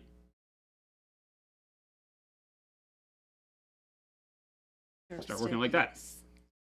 And now you've got this blend that I haven't even really blended, right? That's a great way to do this. And then depending on how you actually wanted this to look, you could glaze any of those colors back over the whole thing. Somebody was mentioning that earlier, right? I could take a wet version of, say, the jade, right? Oh, this is going to be hard because I got to get rid of most of it. But I could take what is essentially a glaze of jade, and I can glaze that over the entire thing. Oh, it's still too wet, so that's going to, well, no, it just looks like I did it with bright jade, so that's okay. Right? And that will help blend it all back together. So you can do what will appear like you tried a lot of blending just by painting in that rule of 50. And again, it's that I go here, right? If I were doing it in the true 50, then I would take that, divide it in half right here, and I would only paint the dark jade that far. Then I'd paint the jade half of that. And then I paint the bright jade half of that. Think about staging all your colors that way. You're always leaving the previous color slightly visible, and then you shift this depending on how dark or light you want the surface to be. If I want this whole thing to be brighter, then maybe I pull the bright jade further down, right? And leave less. Maybe I cover 80% of each of these so that there's less of the previous color, so there's more of your last color showing. If you want it darker, maybe you pull it back. You understand? But this is a sliding scale, and this is how I paint everything I paint. Think in these terms. Everything you do is just how much does the layer I'm painting right now cover up of the layer I already painted. And if you think in terms of dividing it in half, eventually you get to where your next layer, right? If I only have these colors out here, but if I go 50% here, right? And then 50% of that, and then 50% of that, then eventually I run out of space to do anything else besides a little bright dot of color. And that's how you scale all of your color across the surface of a model. And this is when you know you're done, right? And then you just get good at recognizing. You will recognize somewhere around right here if you've done it the way you think it's going to look good. Because you'll start seeing, oh, that's too dark. I have way too much dark blue and dark jade. This is going to be way too dark of a blend. So then you go back with the jade and pull it over the dark blue further.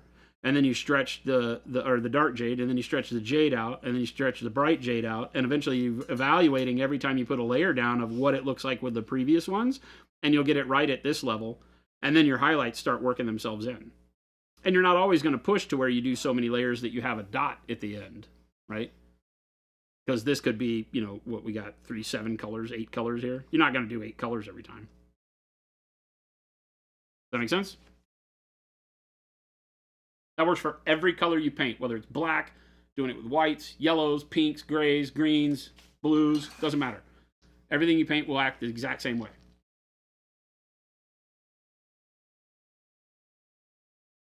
Sugar Rush, yeah, it's on YouTube just with flesh tones, I think. Or oranges and yellows, I don't remember what he used. Whatever color I was working with that day.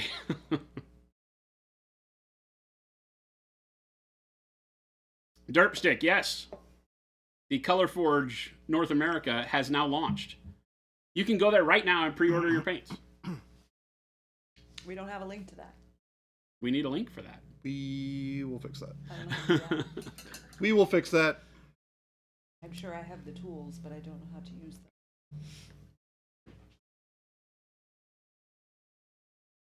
Baby J seems to use glazing a lot more. Well, he does the same thing and then glazes over the top of his layers to add more color and depth to what he's done. Yeah. Right? I do a lot of color tinting with glazes. I don't use it so much to reset value as I do to add more saturation back to something that I've brought value up on, right? Because a lot of the time, as you bring value up, you tend to bring saturation down at the same time. So when you do a glaze on top of that, it allows you to maintain the brighter value that you've just established while adding saturation back with another color. So like the sand was way too bright. I was like, this doesn't look right. This looks dumb. I was like, okay, well, I'll just glaze some sandy colors over those bright values that I've just created and in the darker recesses, and it'll help create that color that I'm missing. Source said, how do you know what the color will read as before you start? This is going back to Jason, your demo. 100% experience. Yes. The only way is to know is to experience what color looks like when you put it alongside other colors. You just have to try stuff, and this is the fun for me of painting, is that a lot of it I know because I've done it before, but it's, how to put this?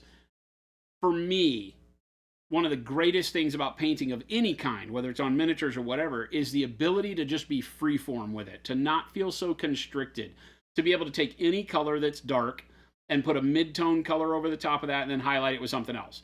Your brain won't let you do it wrong in most cases, as long as you can see actual color. If you're a little colorblind, you probably want a reference, or if you just don't know, you're not going to go down and put pink over the top of blue generally, right? You're going to know where to go. That's why things like when we talk in triads and we give you a dark blue, a mid blue, and a bright blue, that makes sense. So now just take that to any color and you'll start to get a feel for it. the way that we teach around here is cooler colors like blues and purples are great to start with in your dark range, no matter what you're painting. Because if you're painting red, you can put dark blue down. It cools off the shadow and makes it look, I don't know if I could say realistic, but it brings a really cool depth to it that makes the whole piece have more pizzazz, right? As opposed to what a dark red over, a medium red and a bright red would look like. To me, that just looks flat. That's not the way the world really works. And so thinking in terms of darker, cool colors for shadows, then whatever your base family of colors is, if you're painting green or red or purple or whatever over the top of that, and then moving your highlights to where you get a brighter version of that color without necessarily having to dull it down by putting white in it, right? White can sometimes desaturate stuff really quick, suck all the color out of it, basically. One Tomato said, are there situations where you'd want to not keep all the ratios the same? Like instead of doing every layer 50%, maybe do like 80, 80, 50, 50. 100%. This is literally just to get you going. This is not a hard, fast rule on how these ratios make it to the end. Like I said, I adjust what I want to see. If I want my shadow to be a blue-green, then I'll bring this dark jade out further. Maybe I'll cover the dark jade over all of the blue to get a color mix that I like and treat that as a mixed shadow. Maybe I'll just leave a little bit of blue in the bottom, bring the dark jade to where it covers 90% of the blue, but then the jade only covers 50% of that color if I want it to still remain dark. I'm looking at every layer and making that adjustment on that particular layer, but I'm always thinking in that slide rule sense. Does that get the point across? By telling you the rule of 50% and teaching people to go 50, 50, 50, 50, you'll start getting really good blended color really quick. It may be too dark or too bright depending on the colors you pick, but you'll get seeded into the thought process, and then you'll start expanding by going where you want to go with that color you're painting. There's no hard, fast rule, right? Sometimes I don't leave much shadow at all showing, and then sometimes I leave a ton, right? So it's going to be different on every model that you paint. Source right? said, isn't... I'm going to try and... Different levels of shadow remain on both of these guys. I'm going to try and maybe reword this a little bit. Isn't it sometimes... Don't you sometimes have to paint unrealistic to exaggerate an effect so it becomes more readable on something as small as a mini? 100%. Yeah. And that's why we do what we're talking about, right? We leave more darkness so you get exaggerated shadows. This guy, if you were standing in an area with this guy, he's 6-8 feet tall, whatever he is, he would not have this much shadow in between his muscle groups, right? That's just not the way the world works, right? It would be much less exaggerated. But because we're staring at everything in a tiny package and your eye can take it all in at once, you want to overdo your contrast in general. And then it's just how you push that, right? How much darker is your contrasted darkness versus the brightness on the model? We'll start to read as different materials and such. But yeah, we exaggerate everything when we paint in Mini. You don't have to. You can paint more realistic. You look at the skin that Jordan's painting over there, and that has a much more realistic approach than anything that's done on this bear. Mm-hmm. Right? Because he's got a larger scale to work with. It reads more like real skin. It doesn't have like tons of overdone musculature and things that we need to pull out and teeny tiny details on it. It's just skin. Yeah. It almost has no, look at the back. The back has no detail except for a little bit of bulge of the spine. Yeah. So how are you going to make that interesting? Well, you got to make it interesting through color. And so you paint it more realistic blends, more realistic color and contrast on it, things like that. Yeah. So again, every model will be different. And you get to pick. Do it as you like.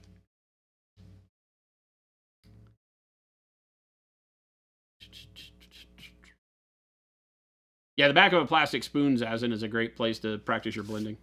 Gives you a little bit of shape. Our texture trainers are also great for that.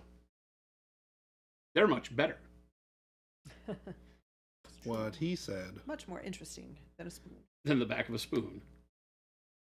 The back of a spoon for technique is good. Yeah. When you just want to slap paint down quick, get your blends, understand what colors you're going to do, especially for airbrushing.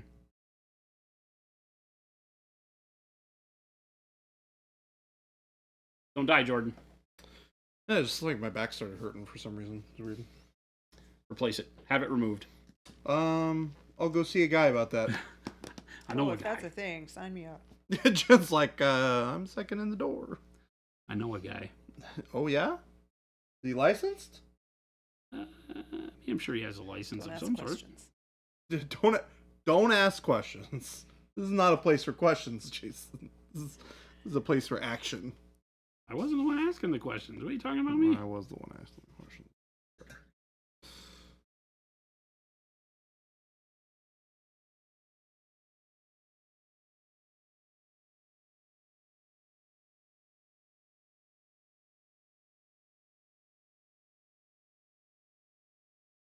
As Asin said, isn't getting the value right more important than color?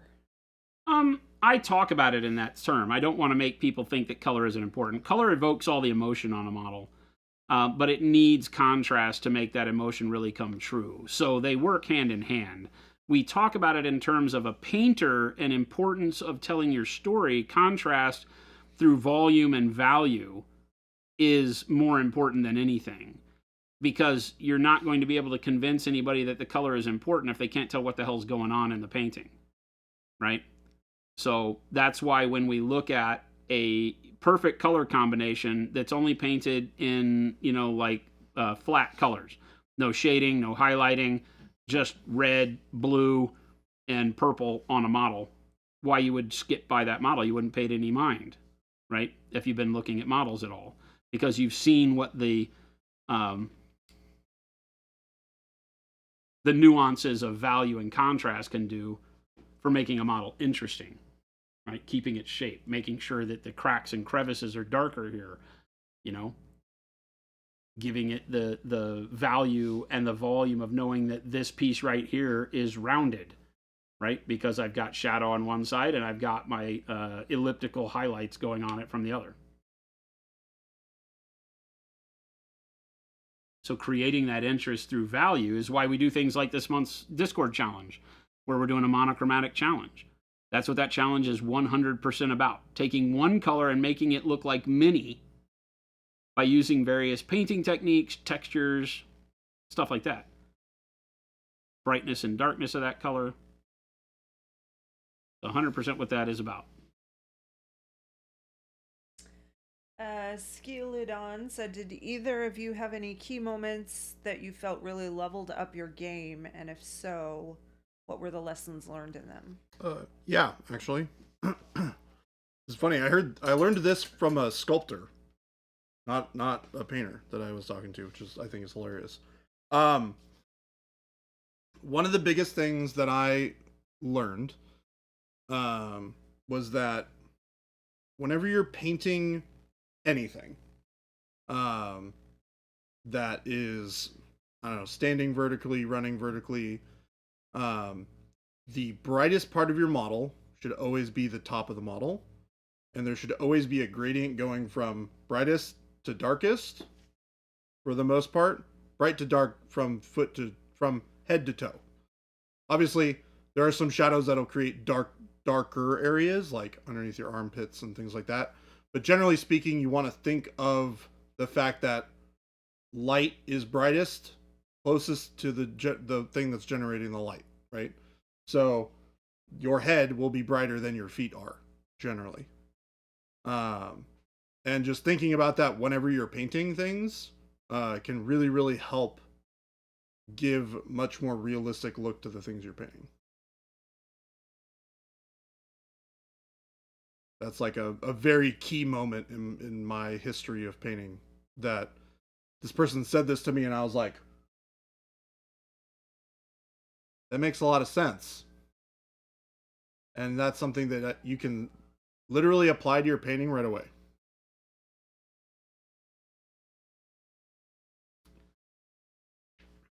For me, I think a lot of these things that we're talking about are all in that same frame of reference. For me, when I was painting and really started paying attention to painting and light, I was doing scale models as a young teen, and got the opportunity to take a class from a very important person in the scale modeling world. And one of the things that was in there was talking about light and value and mixing paint to get there, because this was back in the day before you could buy every color of paint under the sun. And again, learning to paint from a dark base as a cheat code for having all of your shadows pre-baked on the model was a big one. And then kind of along the lines of what Jordan was saying is realizing that every part of the model has a bright and dark spot. Mm-hmm. Don't just paint your model from head to toe bright to dark. That will look incorrect. Every part of this model that I'm painting, every part of the model that Jordan is painting, you can't just go bright at the head, dark at the foot. You have to realize that the head has a shadow and the foot has a highlight. And discovering what value of color is going to tell the story of the highlight way down here on the foot versus the highlight up on the head is what will bring your model to life, right? But it's understanding that every part of a model, right? Everything we paint has to have a darker color and a brighter color, whether it's the stuff at the top of the model that gets brighter or the stuff at the bottom of the model that stays darker. Everything has a dark, a mid-tone, and a highlight to it at every stage of the model. Yep. And then discovering along the way of how you're telling your story on the model is how bright does the bottom get versus how bright does the top, and how dark does the top get versus how dark does the bottom, keeps that whole thing in line. So again, it's all value. That's why I say it's the most important thing. The most fun I have teaching classes is when I teach you about value, because people will walk out understanding more about what color choices to make, because color's easy. If you notice which colors to start with. In your shadows, I start with darker colors. Duh, right? But cooler, darker colors, right? And then blending those into your midtones and then finding your highlights after that. You know, stop starting to paint Imperial Fist with the brightest yellow you have, right? That's the path to frustration. Paint Imperial Fist with dark brown and orange, and yellow is the last color you use and probably the least amount of color you put on the model to get a really good looking Imperial Fist.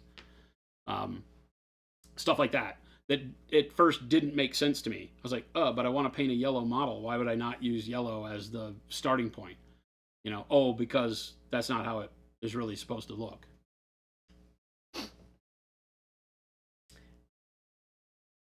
Yeah, you guys have seen his feet. What's that? Ghost Hunter said Jordan doesn't have feet. He does. Yeah. Guy wears like a size 15 shoe. Yanagrom said he doesn't have legs. He might have feet. You have seen his feet. He doesn't have legs, but he has feet? That would be very odd. I'm an odd kind of person, but not in that sort of way. That's like circus act odd. I'm not that odd. You guys know it's 350? I didn't. I do now. Yeah, I didn't, but I do now.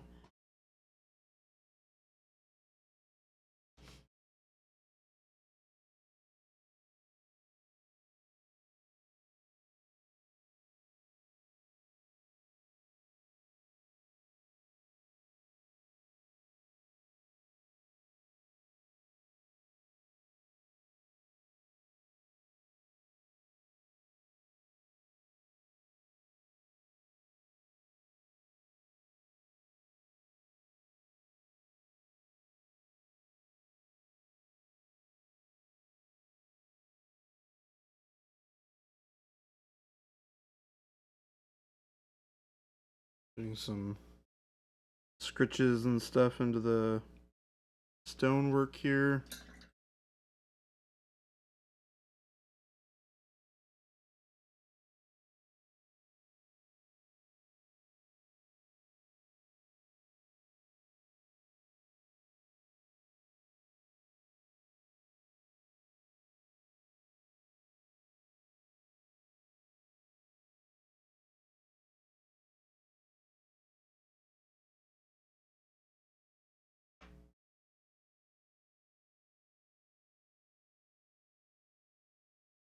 That it may not have been that same class, but I remember it as being that same class, is where I heard for the first time that the color wheel was useless.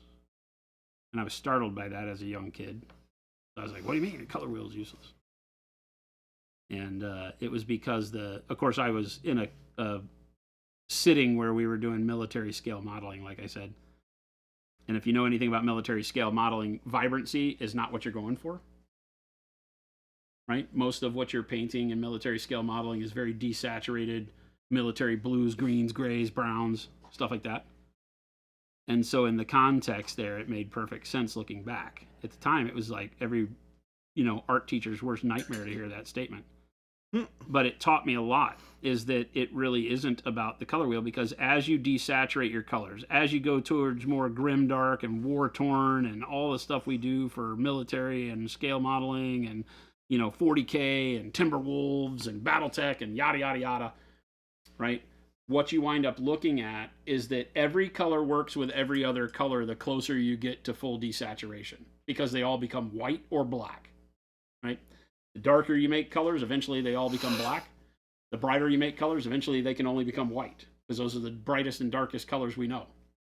And so as you desaturate them, you start to lose their color profile and start moving more towards black and white. You get duller versions, pastels, things like that. And if you ever take pastels and work with them, they defeat the color wheel, because colors that you wouldn't normally use together work great together as you desaturate them. And so get your mind into that playful motion of, I can use any color, right, if I use it correctly. And stop looking at the color wheel like it has to be this one and the two across from it at these angles and maybe the one next to it here if I'm doing this, but not usually, because you can get into situations where that's all about painting on a two-dimensional surface and clown suit and full vibrancy. Those colors on the color wheel are like, the Crayola colors, really bright, the finger paint colors. What we paint with is generally not like that. Now, I say that as I paint a bright turquoise Timberwolf, but... Bright turquoise Timberwolf. I'm a hypocrite. Blame Clan Jade Falcon. Where if you're 1% away from the exact precise Pantone color of a specific section of a specific uniform or vehicle, you're yelled at and called wrong. That's not accurate. It's got, it's funny, the groups that I pay attention to nowadays, and as a kid, of course, I didn't really run into that much. I found that more when I got into gaming and there was historical gaming. Those guys were crazy rivet counters.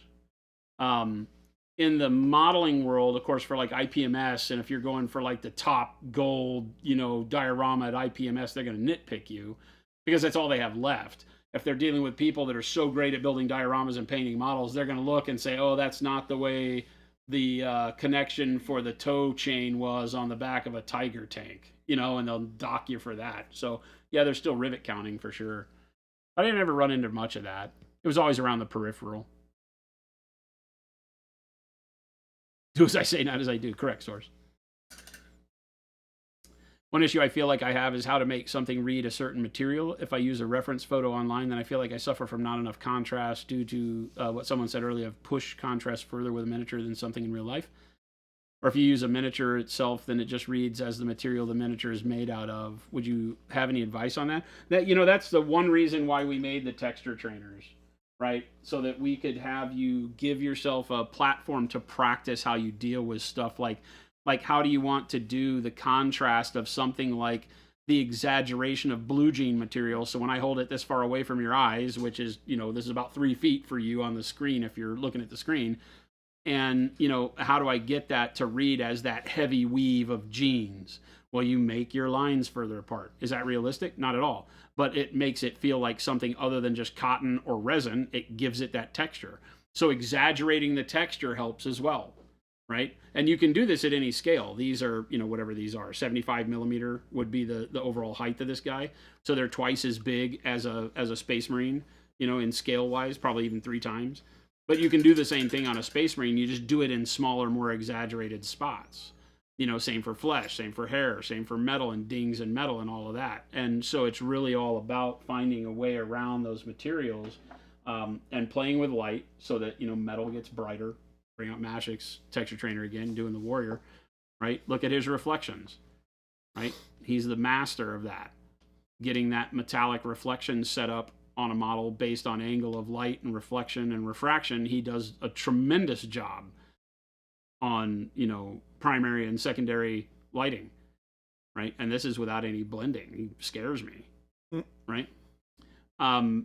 So you can set this up and that creates a texture. This is no longer resin. This is metal. Like, that's freaking gold, dude. That elbow, look at that thing, right? And the shoulder plate, yeah. So it's all about using that light again. It's all about how you place your values, right? If your values are staggered in these little hash marks, then it's going to give you the feeling of depth in a woven fabric or a threadbare tear in something, something like that. If you do it super smooth with all your lighting, but it's banded in color like this, then it's going to look like reflective polished metal. right? So, identifying those materials and what they look like in the real world is all based on how light plays off of them. So study that and your reference material, and you can do it with light, right? You can make it all look however you want to. And again, it happens at any scale. Of course, most of what we paint at scale is all armored dudes. So,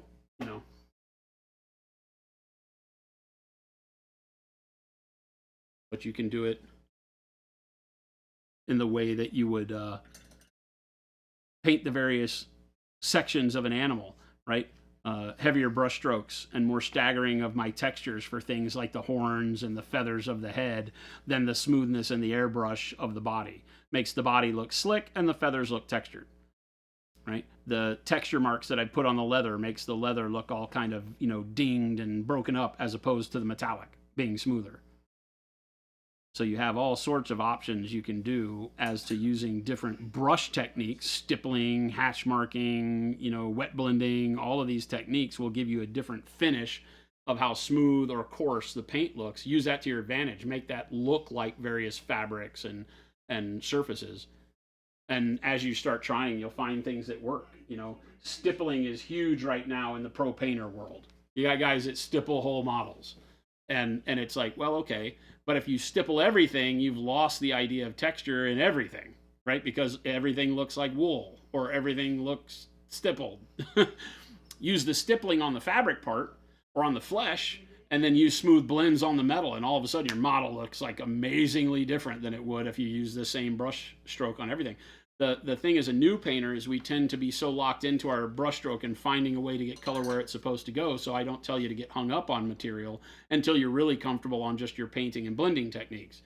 So yeah, it may all look like a plastic Space Marine at the end, but that's great, right? Until you get a real hold of color blending and your picks on putting light where it's supposed to go. Then once you're comfortable there, then start using different brush strokes. Right? Start using heavier brush strokes that leave a lot of texture. Start doing smooth blends on things that would be smooth surfaces. Start using stippling on things that would be rough and textured, like fabric and wool and leather. And then all of a sudden you're off to the races and you're playing again. It becomes fun again as you try these new things and see, oh, that looks really rough, or that's great. I love doing my skin that way, and whatever else. Your biggest problem with Flamon's method is lack of skill on your end. Again, watching him is that, he spends so much time like that. He did that over the course of like 3 days at Adepticon. That's as far as he got. Yeah. And he wasn't painting continuously, but to watch how methodically he thought about light placement ate tons of time. Yeah. Then the blending of it was quick. Yep. He sits down and blends everything. I would think that the blending would take me forever. I'd be like, the blending would take days and days and days, because the placing of light for me is instantaneous. I'm like, blap, light. And I know where it goes. I know where surfaces it hits. I know how all that works. And then it's the blending that takes me days and days and days. For him, it's the other way. He spends meticulous amounts of time getting all the light placed exactly where it is, getting that banded color and reflections and everything set the way he wants in that sketch kind of pattern and blockiness. And then he blends it all instantaneously. So we got a couple of follows and subs here. We got Franza, thank you for the follow. Super Duper John, thank you for the follow and the Prime. Welcome. Valendar the Red, thank you for the 3-month. Hi, Philip. Hi. Slayer Street, take it easy. I can't help you there, Phil. That's okay. They don't need to hear me. I mean, you're making the mic move, but it might just be picking up on ours. I think it's picking up you guys. Speak a little louder than... Could always come over and say hello. Skilodon. Cuddle up with us. Anytime. Yeah, that's what we love about the stream, is that it's a great way for us to just, number one, we can show you the paint in action, our products. We use our products all day long on the stream, so it's a great place to come in if you're just new to Pro Acryl or any of our brushes and things like that. You can see us using it the way we use it and so on and so forth.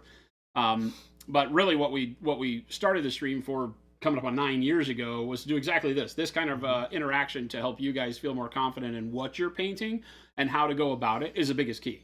The tools you use are up to you as an artist, right? There's a million things out in the world that will find your way to painting the way that you have fun. Great, try them all. But getting there sometimes is really hard as a new painter, because a lot of us in the gaming world don't come from the world of art, right? We're not trained artists that have this schooling and these, masters teaching us and all that. You just walk in and pick up a cool game and you want to play. And then you see the pictures on the internet and you're like, holy hell, I want my Dark Angels to look like that. And then you get bummed out because you start putting paint on it. It's like, well, that doesn't feel like that works at all. Yeah. you know, and you want to be good real quick. And especially in today's day and age of instant gratification, art and the application of paint is not an instant gratification thing. So there is that experience and that work time, but there are methods that can get you there quicker, like we show you here. So that's our goal. Help you have fun painting, get you there quicker so you can see progress, so you stick with it and really enjoy this hobby of ours. Ton of fun. We love it. We like it. Hey, we love it. We don't just like it. We love it. We want some more of it. Yes. Source says, I won't spend enough time to reach that level. Painting is merely a side hobby. It's a side hustle. Man, that's what we all said. Good luck with that. You know, I feel like painting is one of those things that as soon as you have your first aha moment, you get more excited and you do more. Mm-hmm. Then you reach your next aha moment and you get excited and you do more. Mm-hmm. Like anything, as you progress and feel like you're making progress, seeing that progression, you stick with it and you do more. Yep. Right? Just like I said, and that's what we're here for. See, we're crack dealers. And we're crack dealers. What we're trying to do... Jason, don't say that on stream. Is that my outside voice? Yeah. Damn it. You've been using your outside I'm voice really the bad at whole this. time. The whole time. Paint better, buy more paint. It works. Instant gratification, aka I should wait. pick up my guitar instantly, be able to play Holy Wars. Yes, exactly. You can't just say paint more. Wait, buy more paint. What'd you say? Buy more Paint better, buy more paint. Yeah, that doesn't work. Paint. You actually have to use the paint that you buy. So I said paint better, buy more paint. Learn to paint better. That's why you're here. Oh, And then you paint. I was hearing. Paint the more, opposite. buy more paint. First hit's free. Well, I mean, the stream's always free, so technically, yes. That's true. I guess. We're not sending out any free paint, but Yeah. We'll send 7 easy payments of $4.99, please and thank you. Yes. Jen's got all the links so you can hang out with us even more than just on the crazy stream. You can join our Discord. You can go to the store to buy all of the wonderful Pro Acryl and Pro Series products we make. Please and thank you. It's what keeps us going. we haven't yet broken 5,000 5,000 what? on Discord. Ghost Hunter said it's 4,967. We're getting so close. So close. Go get 33 of your Yeah, friends. go tell them. Do any of us have 30? I don't have 33 friends. I definitely All don't my have friends 33 work friends. here. Oh, No, no. yeah. I was going to say, everybody I know works here and is on the Discord They're because that's already part of their on the job. Discord. So, Yeah. it's kinda, Yeah. I can't help. So I need 33 of you to all go tell a friend Tell a friend. and get us to Send them the 5,000. Discord When we thing. get to 5,000, we'll do some cool giveaways on stream. Yeah. There are, in fact, enough for 3 groups of 32 of you to go do that. Punisher's like 33 friends. Wow, Mr. Popular. I don't have 33 friends. That's I what don't we know- just said. We don't I don't have even know what you do with friends. 33 friends, to be honest with you. That's too many friends. That's too 33?